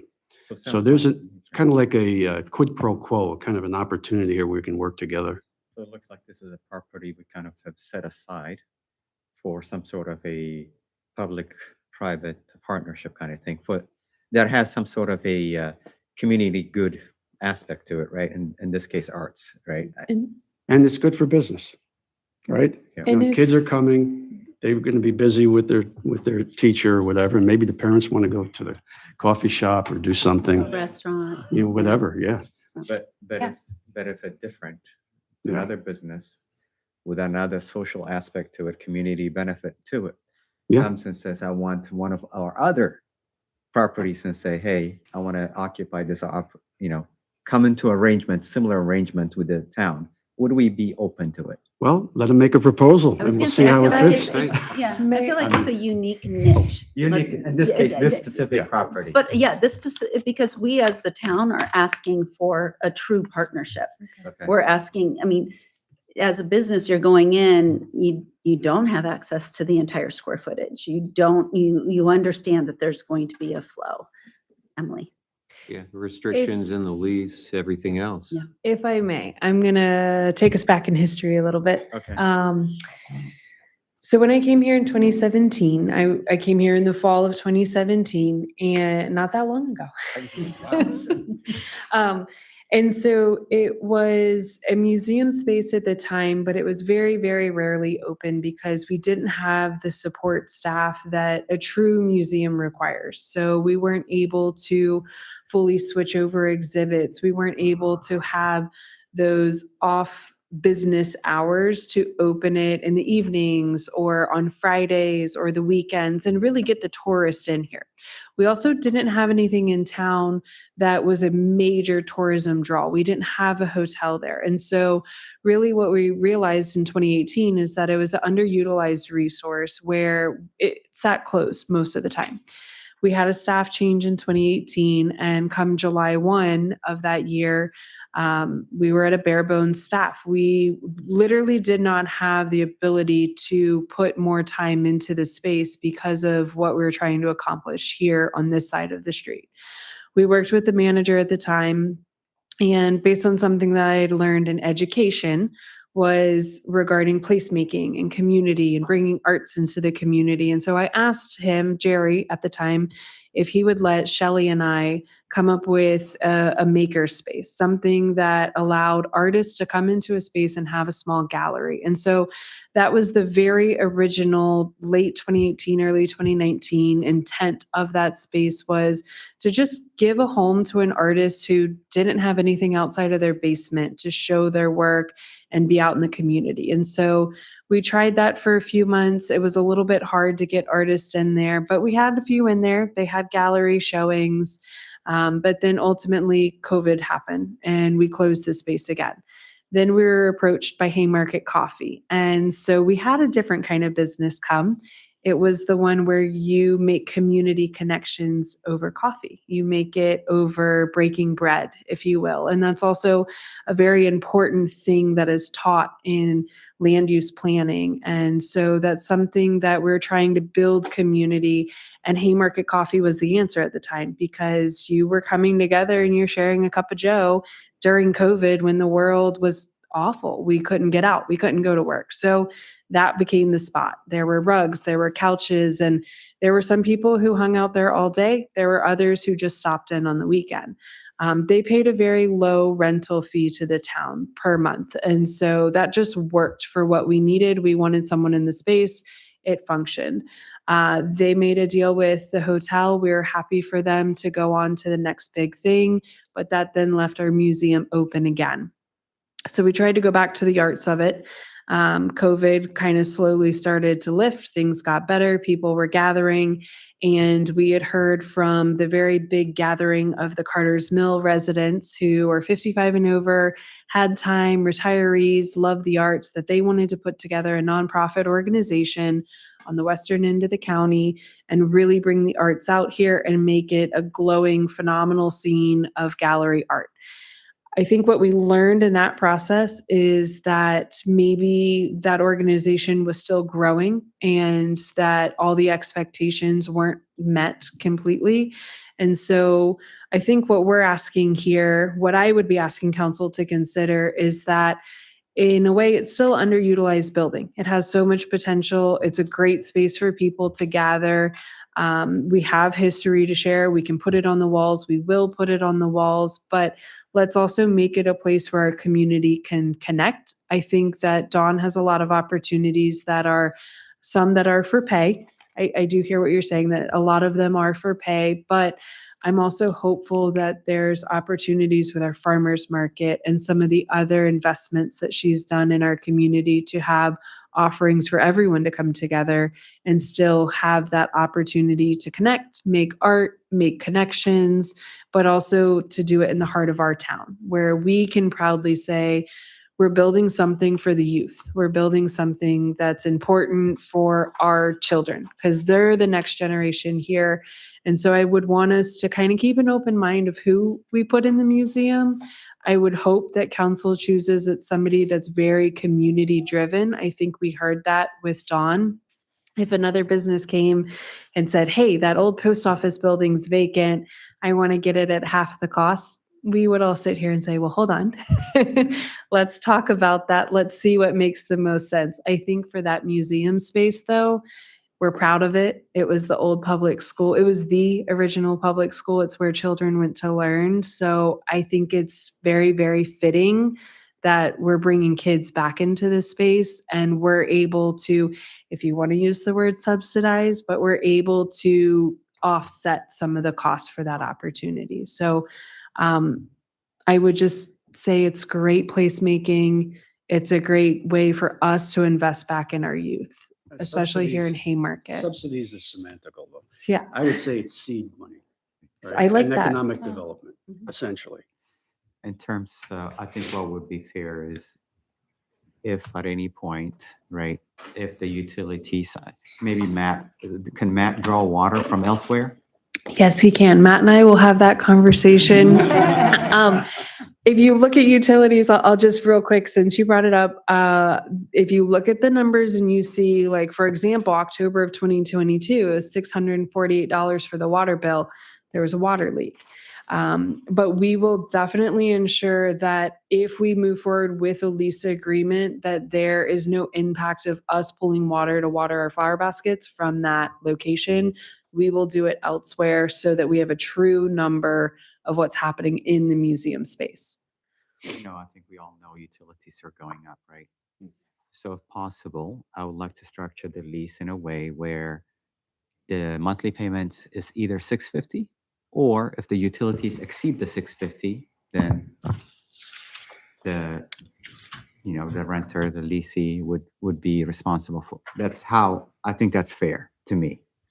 That's how I would structure it. At the 6-month assessment period? Yeah. So have the first 6 months and then, 650, and then 650 flat. 650, and then at the 6-month assessment period, then look at where we are and then have that, because that's what would be the assessment, right?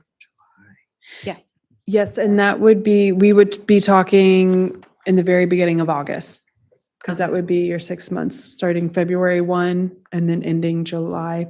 So we would talk first week of August. Dawn and I would look at the utility costs. And then from that 6-month period to the end of the lease, Mhm. you are asking for an adjustment if the utilities are exceeding Okay. the Yeah, 650. maybe it's not possible to structure a lease agreement that way. Can you structure basically it's either 650 or the cost of utilities, whichever is greater? Can you structure it that way? Yeah, we should work with the language to make sure it's saying what you wanted to say. That would be my What we're talking preference. about is absolutely able, capable of doing that, no problem. That would be my preference. Something to think about. And then in terms of maintenance, possibly, and again, as the owner of the property, I know we have to maintain our property. I mean properties, but like I said, because of the higher use, potentially this can translate into more maintenance, right? Additional maintenance. If I may costs. speak to that point really quickly, I think, and this is something Emily and I discussed as well, the turnover that you all would see in that space by bringing in new businesses every month, them setting up in that space, hosting, breaking down in that space. I think that turnover is much more detrimental to that space than having an entity that's there that sets up for the long term. And so I think if that is a true concern, I think this is a lot safer of a bet than having different people coming in at 1 month or 2 months at a time. And again, as And- a public property, I'm trying to make it more equitable to Hmm. the public, right? Right. This is after all, but anyways, that again, I've said mine. So I- if I can, I just want to jump in to making it equitable. So your plan shows weekday and weekend. Now, are there going to be days when you're not going to be in that space, then it would be available for other folks? Sure. Okay. I mean, any sense of when that might be? How would you structure your week Yeah. essentially? I'm sorry, available to other folks, how? Well, if anybody wanted to lease the space for an event or what have you, or But she's available. under a lease.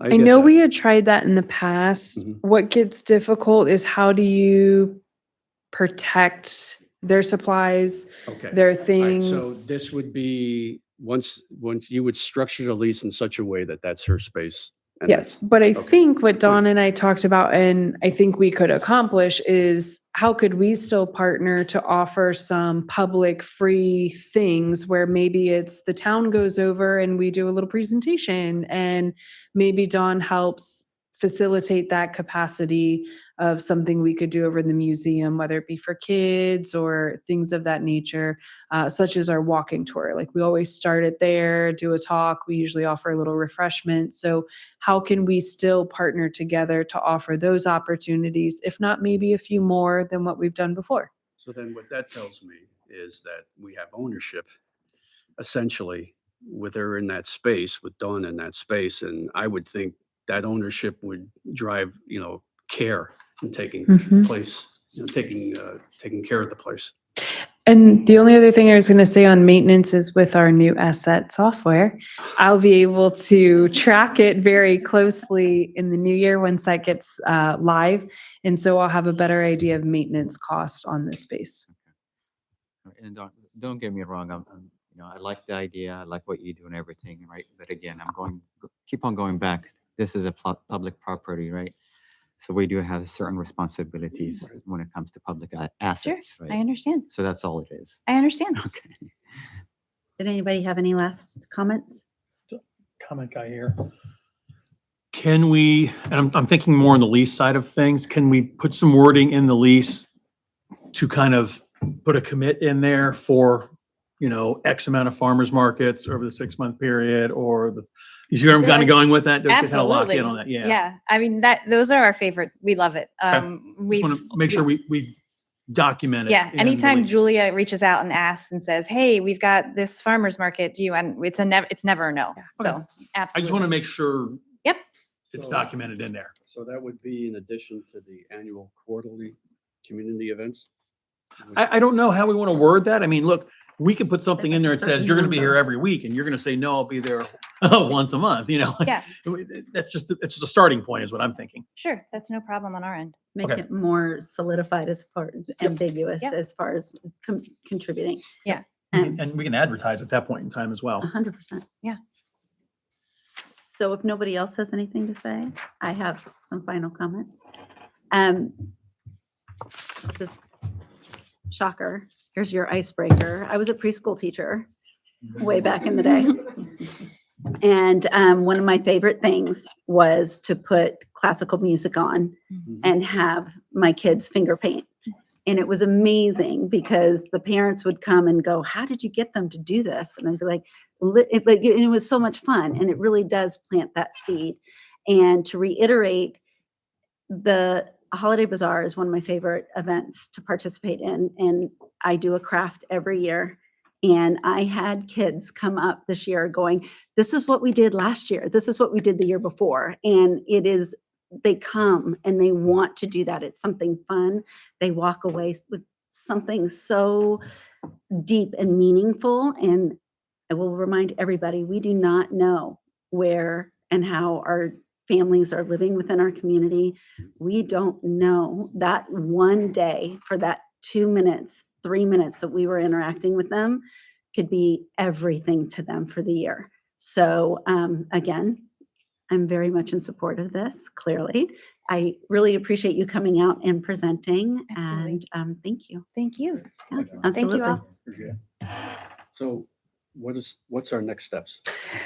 If everyone is good with their questions, I would ask that council make a directive that I would be able to proceed working with Olan on a proper lease agreement for the space for a 12-month period to investigate at 6 months the utility costs and make adjustments as appropriate. And then to also include a statement regarding public contact hours at our various farmers markets and other public events. What would they feel about doing either the 650 or the utility bill? Why wait for 6 months in order to? So what I have found with the recap of the numbers that I presented is that you will have fluctuation based on the weather. And so I wouldn't want to, I would like to look at what it is at 6 months when they've been in there on a much more routine basis than just going off of what 1 month to 1 month would be utility wise. What we're saying here is the minimum payment is going to end up in 650. But there are any months where the utility bill, let's say $800, the payment would be $800, right? Doesn't make a difference, right? Yes. I'm flexible how council wants to handle it. I think that in past, aside from a fluke or two where we had a maintenance problem in this space, we have not seen any of our utility bills over that 650 amount. I broke down these monthly averages of the utility bill so everyone could kind of see that the 650 actually built in a buffer. What you're saying is basically the utilities most likely are going to be less than 650. But just in case, again, utilities are going up, there's no harm. It's however council wants the language to read. I look at it, we're looking at averaging here. So if we're going to put a minimum of 650 on it, what happens when utilities for some strange reason that month drops to 50%, and all of a sudden here we are pocketing money off of an averaging set that we have, and then we're charging them more when it's at the It's high higher. rate. That's not the point. What the initial proposal is to have the business, Arts Van go pay $650. That's what the lease, that's what's being proposed, right? $650. Mhm. Meaning for 12 months, $650. That's how it is right now. That's what's proposed. So in your example, right, if the utility bill is $50, they still pay $650. But if it's $800, then they'll pay $800. Right, and we're basing our rate off of an averaging that we feel comfortable with an added buffer onto it. So what you're saying is, at any given point, let's say the utility bill goes to $1,000, you're okay with the town making the difference, paying that $350. Well, what we're it's saying? it's a crapshoot on a monthly basis. That's why we have the reassessment clause in there in 6 months, because we're willing to take the risk, is what we're saying. We're willing to offer them a place in a partnership with the risks that we've associated with our analysis right here, right? At least that's how I'm looking at it. So, Us- and again, what you're saying is, in addition to give, and at the end of the day, this is a business, I know it has a good cost. We're giving them some would call it, I don't want to use words. What you're saying is, in addition to giving them a good deal in terms of how much they pay per month, you're okay with the town paying more in order for them to use the space. Is that what we're saying? Well, No, it's part of the risk assessment that we're doing right now and what we're setting the low price for. I'm just saying, we do it at certain time periods. If we make it a fluctual assessment monthly, then all of a sudden, we have no risk adverse. We're laying all the risk on the business, right? To cover the cost of the utilities that they're using, that's all we're asking. right, but if we're in a moment where the utilities, will just use round numbers, $100 for 3 months, right? And then the next 3 months, the utilities exceed $25 from the $650. The town's still doing a profit or a benefit, and we've got this partnership with this business. So it's like, it's a yin and yang from every month, as opposed to saying, if it's $650, utilities are less than $650, but if utilities increase over $650, the business is on the hook for that. Well, we've got that margin from the months before. So it's not necessarily costing. So the $650 is strictly to cover the utilities cost. That's how we are approaching it right now. We're thinking it's not going Essentially, to exceed yeah. $650. With just a slight, it's Well, slightly I above. mean, we can negotiate here. I mean, if Dawn would like to come up, that's fine. If not, I understand. But perhaps we should just defer it back to the staff and work out exactly the language in the lease, and we get a chance to look at it again. And they hear what we're saying. These are our comments. I don't think we're going to solve that here. And let them develop something and bring it back to us in January or January 5th.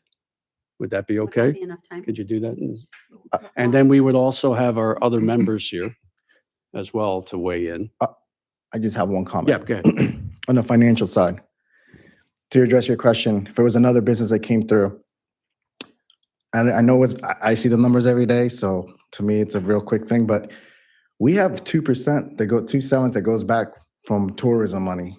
We only use 2% to tourism, then the other 2% goes into general fund.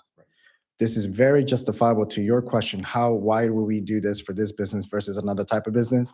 Because this is a tourism mechanism. So technically, the TOT could help offset any incurred costs. That is what the money is intended for.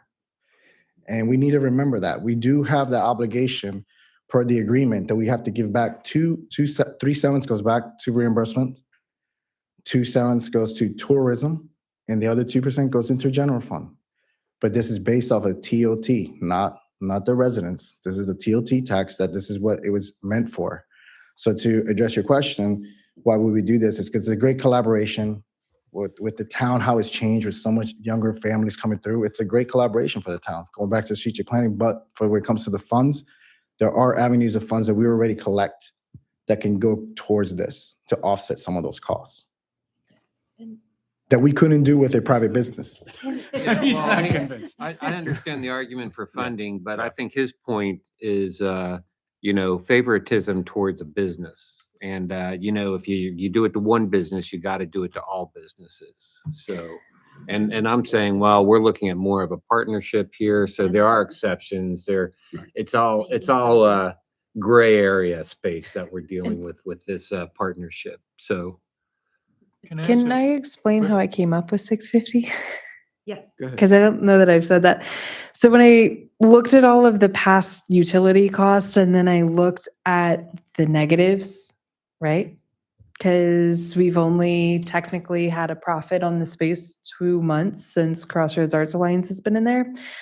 What I tried to do is ensure that the fee we were charging monthly was going to cover all of the utilities and then have an added buffer for that, oops, a maintenance thing came up that was small, or 1 month happened to be $50 over in a utility cost, but by the time we got to summer, that added revenue on that space covered that $50 from the month before. And so I came up with 650 because when we started looking at our average monthly total for 2024, where they were in the space more often, it still gave us a buffer of approximately $150. Right now, we don't have all of 25. We don't have December yet, but we're looking at 450 for the average monthly totals for 2025. And so that buffer became even larger. But I do think when they're in there more, the utility costs could go up a little bit. But again, that 650 was designed to have that buffering. The only thing I would ask, whatever council decides tonight, if we could give Dawn some direction if this is a moving forward item, because I do know from the business perspective, advertising classes and taking that time, we don't want her to lose time when it comes to starting up February, if that's the case. My directive, and I would hope would be, yes, we can move forward with that, with the language of the lease. No, okay, so the 650 basically was to offset. Wait, why don't we do this? Yeah. The 650 is just offset the utilities, that's what you came up with, something you thought would offset. Yes, that's correct. But why don't we work with Olan and why don't we have a statement or a clause in the agreement that in case there were a catastrophic failure or something that was kind of out of our control, but utilities went way up, that we have that conversation regarding the utility bill that month, that maybe if there's a unique scenario, go ahead. The majority of the town council is proceeding with what the town staff is proposing, then let's just proceed that way. Okay. This is based on majority, right? So let's just proceed that way. So you have no objection to So moving s- forward with development of the lease, and we take a look at it in January? Let's just make it easy.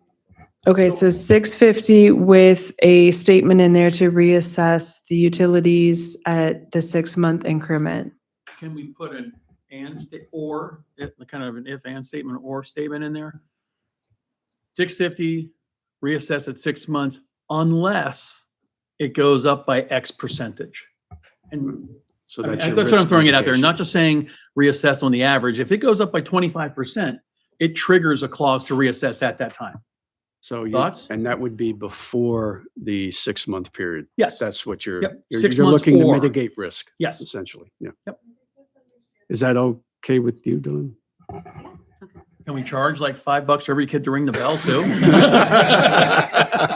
Oh, I have a whole nother, a whole nother thing going. Yeah, we can certainly move it forward. So is that, the directive is, To move forward with Arts Van Gogh in the museum space for a 12-month lease and for staff to work with the town attorney to draft the lease agreement for the 12-month period at $650 per month, a 6-month review of the utility cost, or if the utility costs were to go up by 25%. Or just with a, We can come up with a number. Negotiated yeah, percentage. I was like doing real quick Okay, calculations. is that I was like, correct? is that Though, did I realistic? hit all the items? that work for you? Does that work? 25% of 650, is that what we're saying? No, just if utility rates go up by Utility X period. percentage, yes, The rates. Yeah, we don't know Not what the that, amounts. we have Right. to figure that out. we will reassess at that point in time. So it's So either, it's a trigger for both. yeah, 6 months or. So you're if they jump getting, within the 6 the months. time period and a percentage. So we're gonna have to capture the current rate then, some, and then, okay. That makes Roberto sense. can do that for us. And that makes sense. You can run the But numbers. it's not the rate though. Yeah, You have to okay. also factor in the use. It's not just the rate. Yeah. it's the use as well. Which is Right, what the six, right. That's right, what 'cause makes a that'll big drive it. difference, actually. Right. It's the use. Don't turn the lights And that'll give me a chance to work on Alexander over the next 2 weeks. I'll be calling. Hope you're not going anywhere for the holidays. Okay, so Olan will come back with us on the 5th. And Dawn? You're good? To leave? No. Dawn's Dawn's like, yes. Okay. Just for clarification, does that mean I can start? You're official? You're official, yes. Yeah. Well, Yeah, on, I on mean, the risk we're- of signing the lease, Yeah. Yeah, right? you have to Yeah. sign Let's the get lease. lease agreed upon. Don't we need a public hearing? No. Okay. So I'm still confused. I'm sorry. That's okay. That's why I asked. Come on up. Okay. That's why I asked. Sorry. So I'm new with this. But so there's investments that I need to make in order to get that space Right. ready with tables and chairs and those. So we don't want to pull the rug out from under you. Right. So am I meant to think that that is going to happen or am I still waiting until January? I'm good. Go Or- ahead, Nolan. I would say, Dawn, how are you doing today? Hi. Hi. I would say wait until January. Okay. You're talking about a significant cash outlay to build the business and to take that space over, but there's still unknowns in terms of how the agreement's going to shake out Okay. and when it will shake out. So I would just ask you to wait, if it pleases council.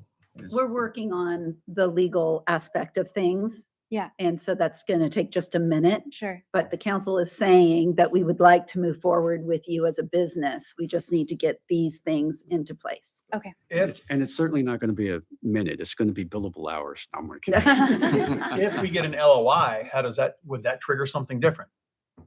Letter of intent? I mean, that's a formula saying, yes, we want to do this.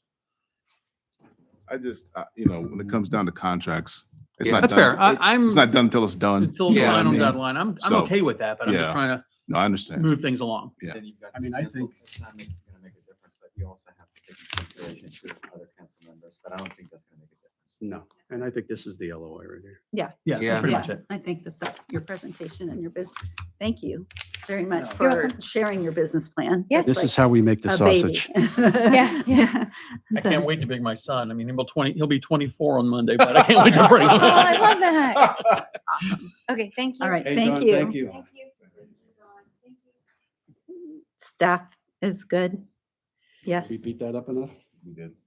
And I'll put on record, no objection. Yeah, no objection. Good That's job. us following up.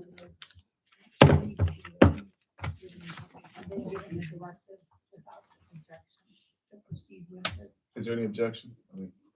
Ken just said no objection. right? For me, For- but- for- No for- objection. You got objection. around the board, right? No objection. All right, there you go. Thank you. Kim's like, can we please put? I need. Gotta solidify it. I need some chocolate now after that. There's cookies in the back.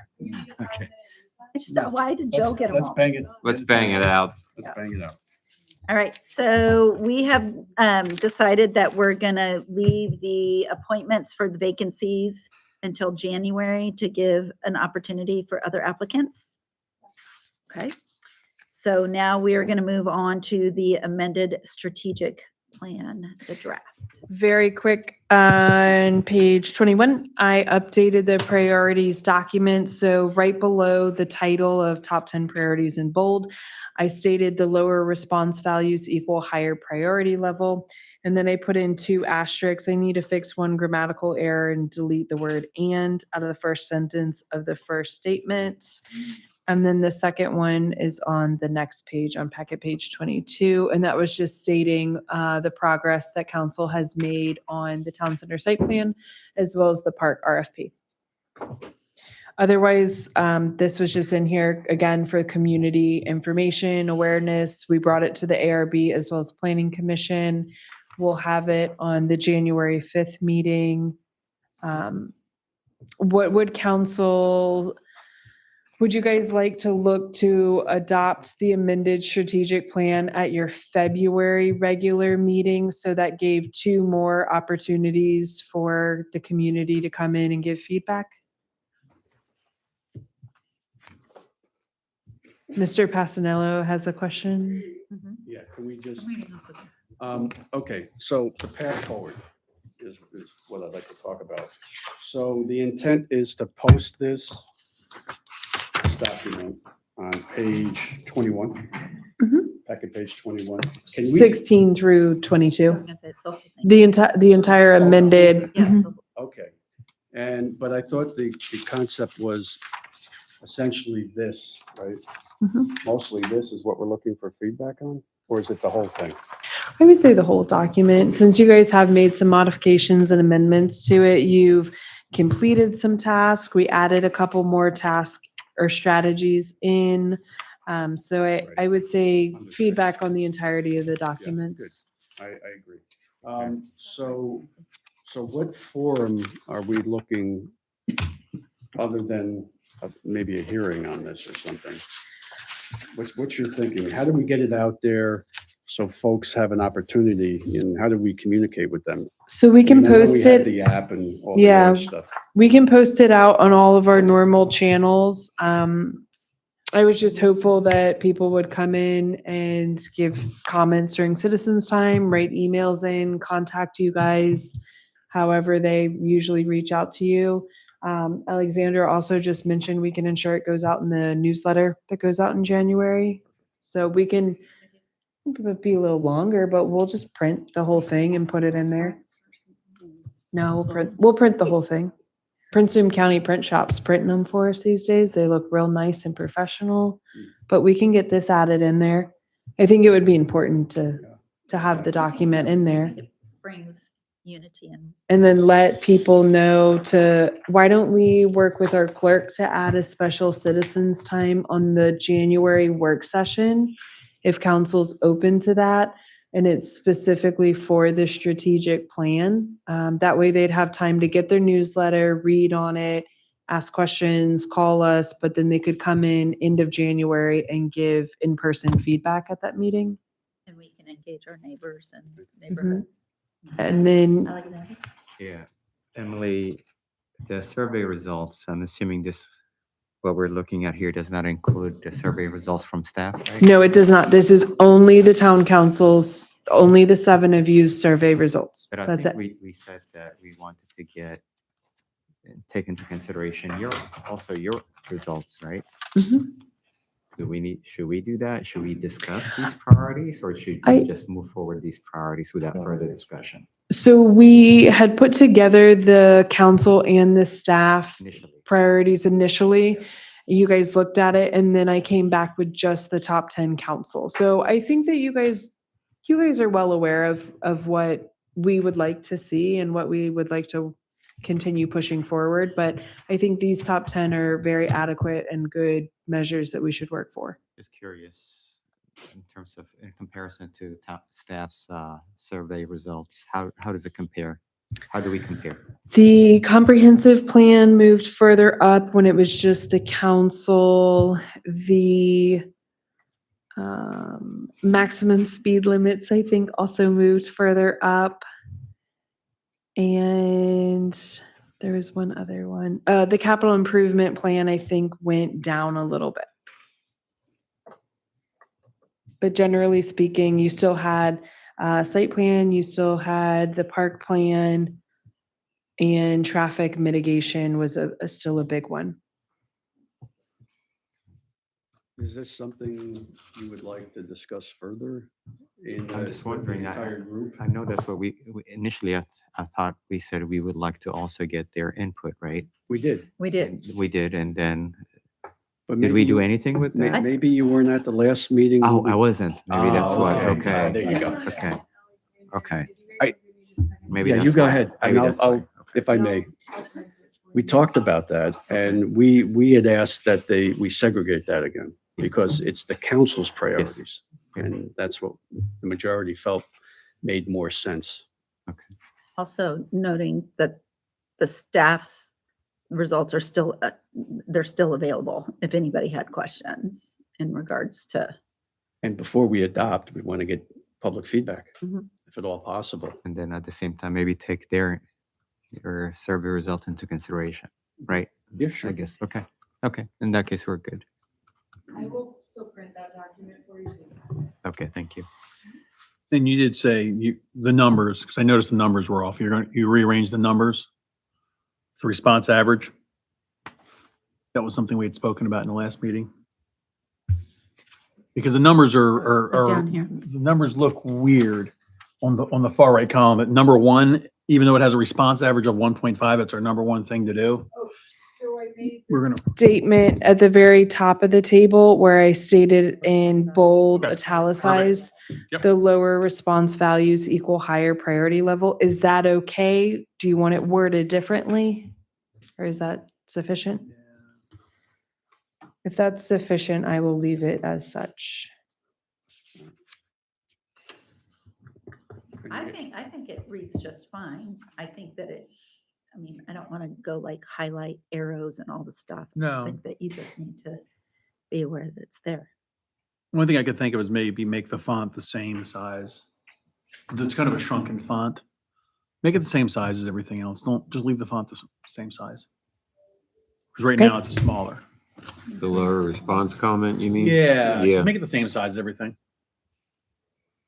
You can do it parenthetically too. Yeah.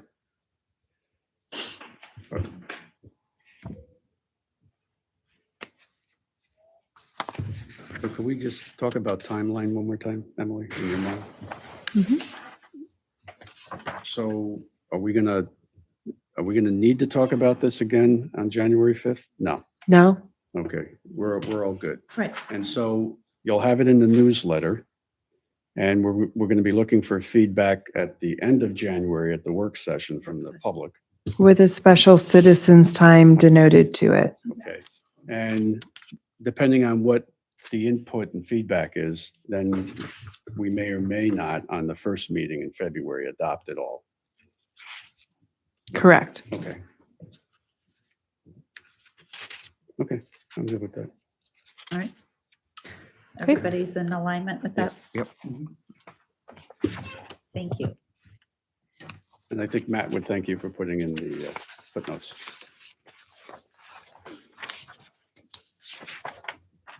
Okay. So are we ready to move on? Yes. Keep on keeping on. All right. So we are discussing the resolution 2026-001 budget amendment. Roberto, please.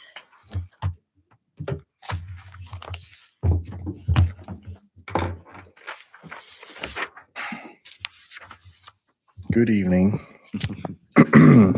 So this resolution in front of you is just request for amending the current budget. The first one is pretty much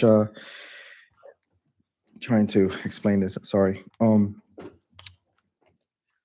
The first amendment that I'm requesting is for a council to approve is for, we obviously have 3 new tenants that we have leases with now currently occupying this space.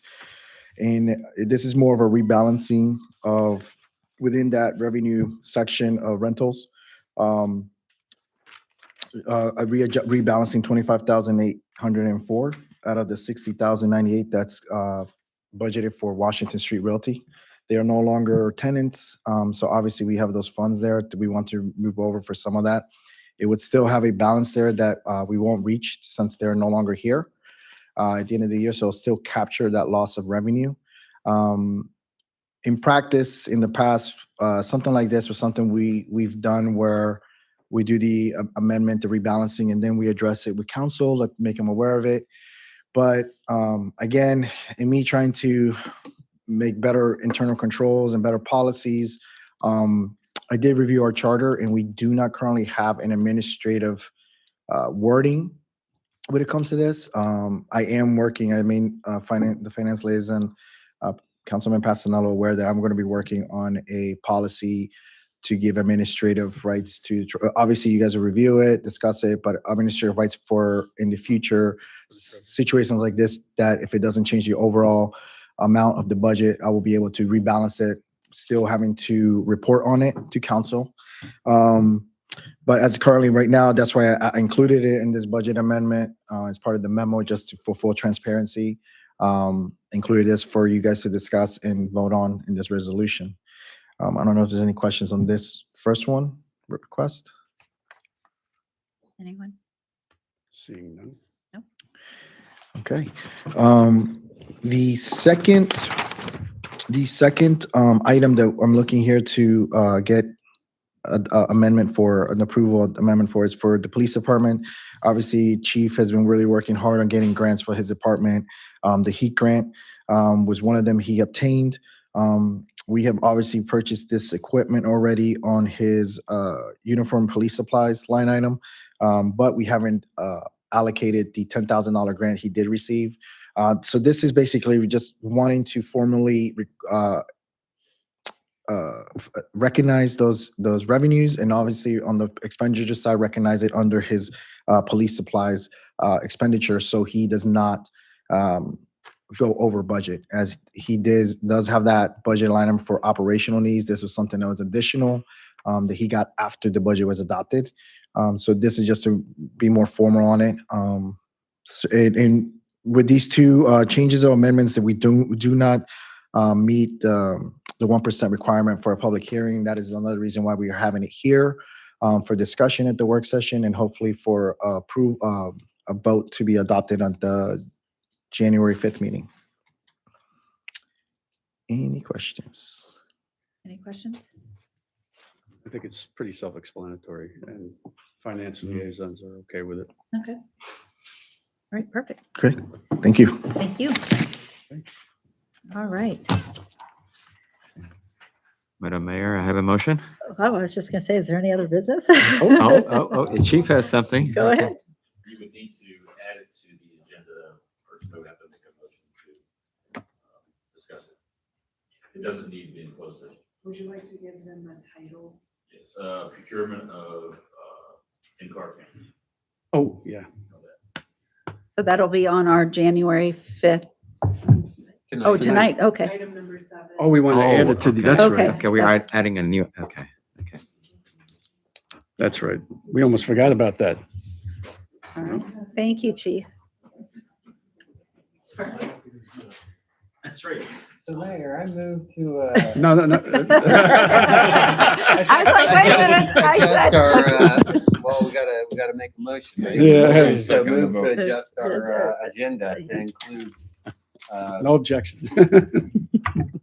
Item number 7. All right. Can we just say no objection at the, or all in favor? Or do we Need need a to do second anything? on the motion. Just aye. Second in the motion and aye. motion and second. You made the motion? I Made the motion. I I'll need a second. second. Joe, Second. second. All in favor? Aye. Perfect. Okay, Thank Chief. you. All right, thank you. I'll be brief. I'm going to throw you a little context out there, especially for our new councilmen. A little earlier, about a year ago, we set into procure in-car cameras and entered into an agreement with a company to do so. After the initiation of this budget in July, we started with that program, but the company fell short on its contractual obligations. So we moved on, and we're at that precipice now. So basically, it outlined in the budget for $17,225 a year over 5 years to procure those items. With the new system that we are looking at, which allows us much better interoperability. It's the system that we're looking at is from the company Motorola, and Motorola runs RMS. Our RMS runs our CAD system, our radios. We're going to do the body worn cameras as well, and in-car. So the interoperability there is really great. Not to mention their evidence storage is a much better version than what we were originally looking at. These devices also will videotape the inside of the cruiser, where the prisoner aspect area is, and it's motion sensitive. So anytime that somebody goes into the back seat, it clicks on. So there's a lot of good things about it, but it comes at a little bit more of expense. So what I would need to do basically overall, adding to years 2, 3, 4, and 5, is add roughly $3,800 a year. Our initial out the door cost will be $9,000 to basically get it installed and start moving forward. So coming with you basically for 2 questions. One is your blessing. Obviously, I cannot enter into an agreement outside of what's already been budgeted, nor can I enter into an agreement that is beyond the scope of this year. We could always work it out for budget this coming year, but we have years 2, 3, 4, and 5 to deal with as well. So I would need your blessings for that. And then to move forward. And then secondly, where does the money come from?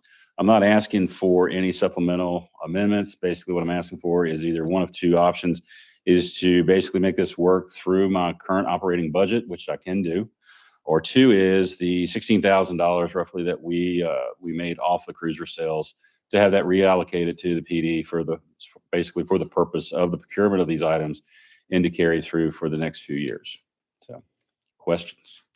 Tried to keep it as short as I could. I know that people that was already involved with it kind of got the gist of it, but there's the context and moving forward. The 90K startup, is that per car or Total, out the door, sir. Yes, sir. So the So- money that was already allocated was the 17. 17. This would be in addition for year 1, and then years 2, 3, 4, and 5 would be the 3890. Yearly, not monthly, yearly. Yearly. Yearly. And it would be a 5-year contract. Would be a 5-year agreement. Yes, ma'am. You say you can fit that into your current budget? I can make it work, obviously, Bigger than you want. because obviously we don't have the money in the CIP. We would reallocate those funds from line items that I could make it work. I can make it work, obviously. So, just being in good faith, being very transparent that we can make it work, or there's option 2, or council sees any other options. So, but first you would have to answer the question is, do we want to move forward with this?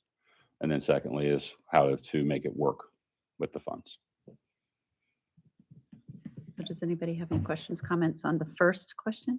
I, for one, am in support of this because there was a certain jurisdiction at the south end of the state that got into a little bit of trouble a couple years ago for having camera problems. Yeah. And when they fixed our cameras, they were notorious for opening the hoods on their cruisers to block the cameras. Yeah. So I really don't want us to get into a viral situation like that.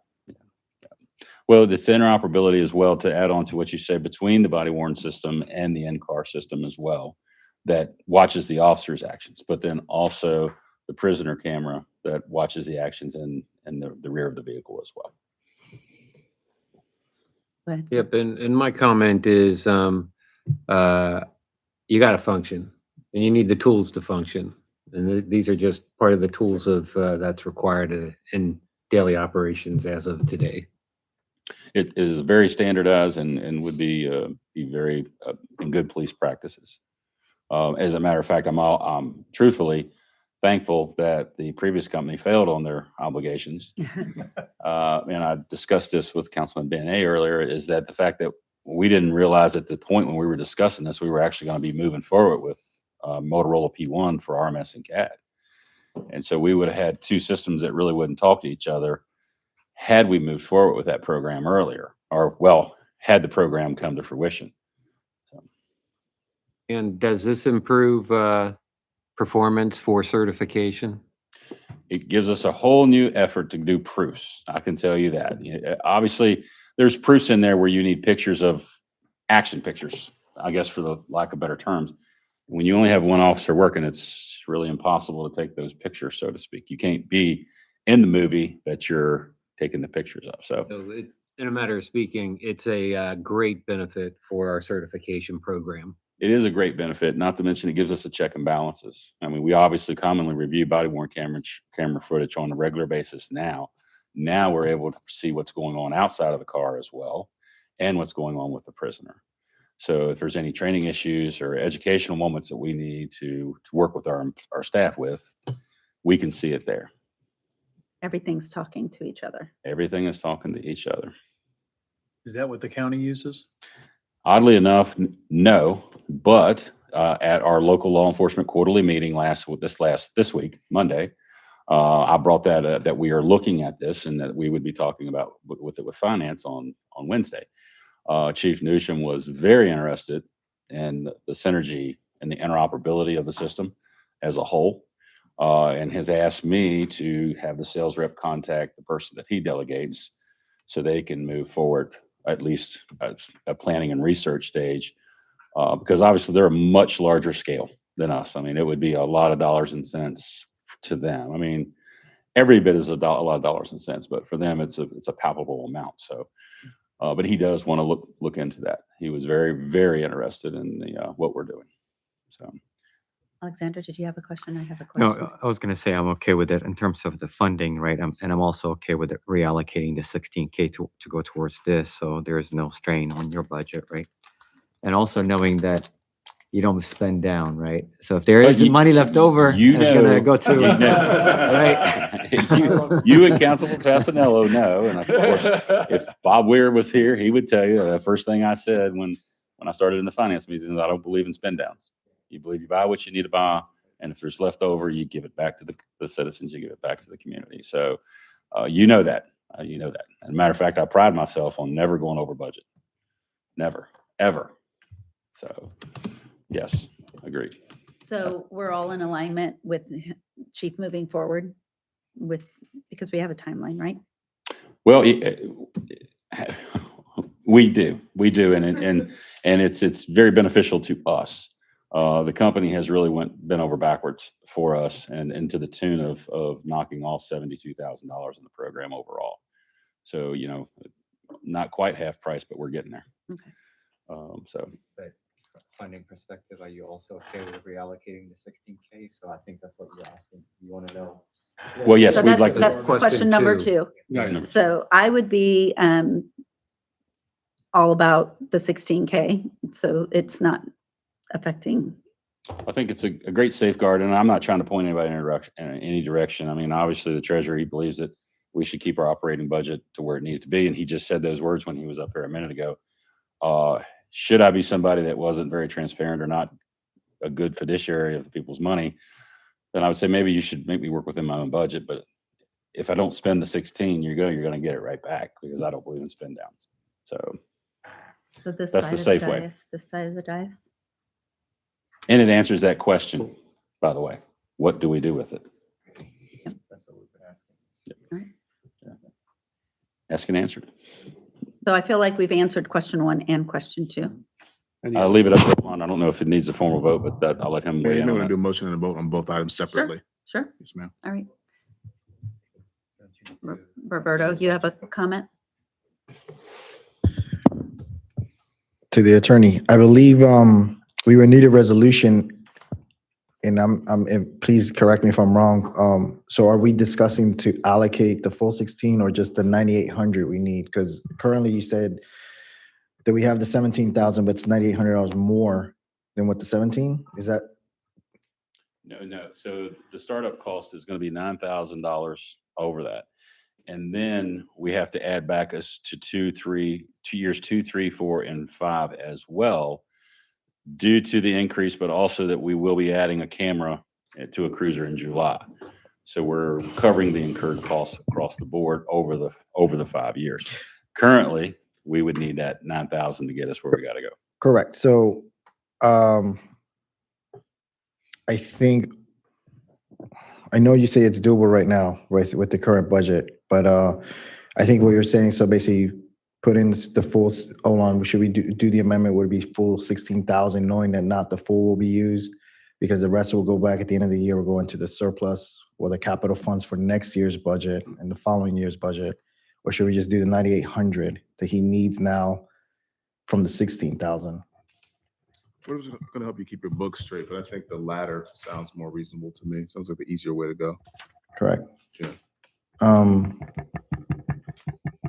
So we would need a resolution to allocate that 16,000. You could have council vote to do the resolution. Okay. Yeah, to prepare the resolution and vote on it Okay. later meeting. Okay, so we need a motion for accepting the contract and moving forward. Yes, ma'am. I move that we move forward with the contract with Motorola. Any more details required for that, as discussed? As discussed, that's fine.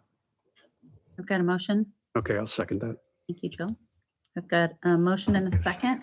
Is this a roll call? Yep. Roll call because it's money. Casanello, Aye. Larson, Aye. Marcella, Aye. BNA. Aye. Don't get the vote. I move, That's correct. yeah, I move that we instruct the treasurer to make a resolution to move the needed money up front of whatever it is, 9.8 thousand, 9,800. 9.8 hundred, 9,800. As discussed, for, what do we need that for? The January 5th meeting? Yeah, we can do the January 5th meeting. For the January 5th meeting? One amendment, I think the amount is 16,000. I think that's what we said. The latter, right? 16. 9.8. I thought we were gonna go with the full 16 though. I thought- yeah. Whatever wasn't spent. Well, I was assuming that the 2, 3, 4, 5 years would be in the next budget, so we're only moving the money up front. Is that what you have recommended? No, no, no. I would prefer to do the 16,000 to fully fund it, but obviously similar to when we have a surplus, that monies will be automatically moved into the CIP. So next year, we could use it the following year to break it out with any of the additional surplus we may have. Makes it Okay. cleaner. Cleaner look.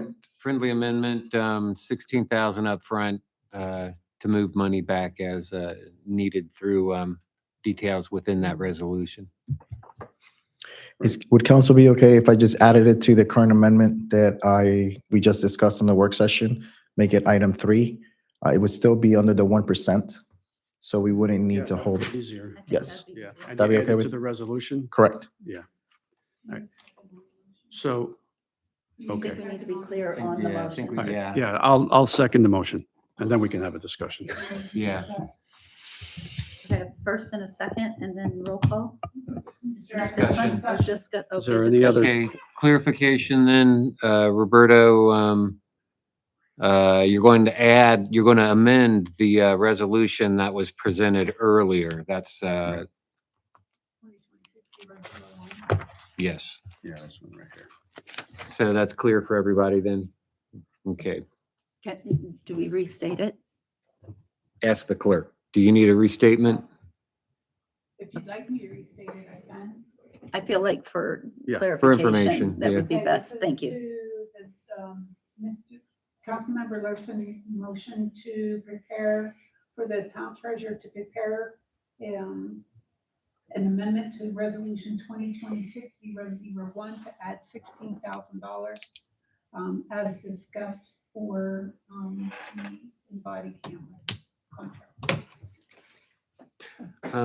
Right. I guess, would that be moving into line item, operational line item for the police? Do we have a, It would be under the departmental budget, line item CIP, capital outlay improvement? equipment. Okay, yeah, if you could just put line item CIP. I'm sorry. I think Casanello seconded. Yes, I did. you said in body cam, should it be Motorola? For Inc. Motorola Yeah, contract. Motorola in-car body cam. Motorola in-car contract. There. All right. So we're talking the capital outlay, 33110056. Is that the one you're talking about? Yep, okay. All right. So first, a second, we had discussion. We had reiteration. All right, so, Ready yep, for roll Are you ready, call? Jeff? Casanello, aye. Larson, Yes. Capsella, Aye. BNA. Aye. All right. Thank you. And Thank Merry you, Christmas. Chief. I appreciate it. Merry Christmas. Happy holidays. You too. You sir. as well. Okay, I want to know. Now Don't worry that about Christmas present is a white elephant present, so I can steal it, right? Move it over to another line item. Right. That's a good one. actually. All right. All right. So is there any other business to be discussed? Joe, did you have anything else that you wanted to discuss? Who wants to make a motion? Quick. Oh, you want me? Motion to adjourn. I have a Second. motion. Second, all in favor? Aye. Thank you. Brown University shooting.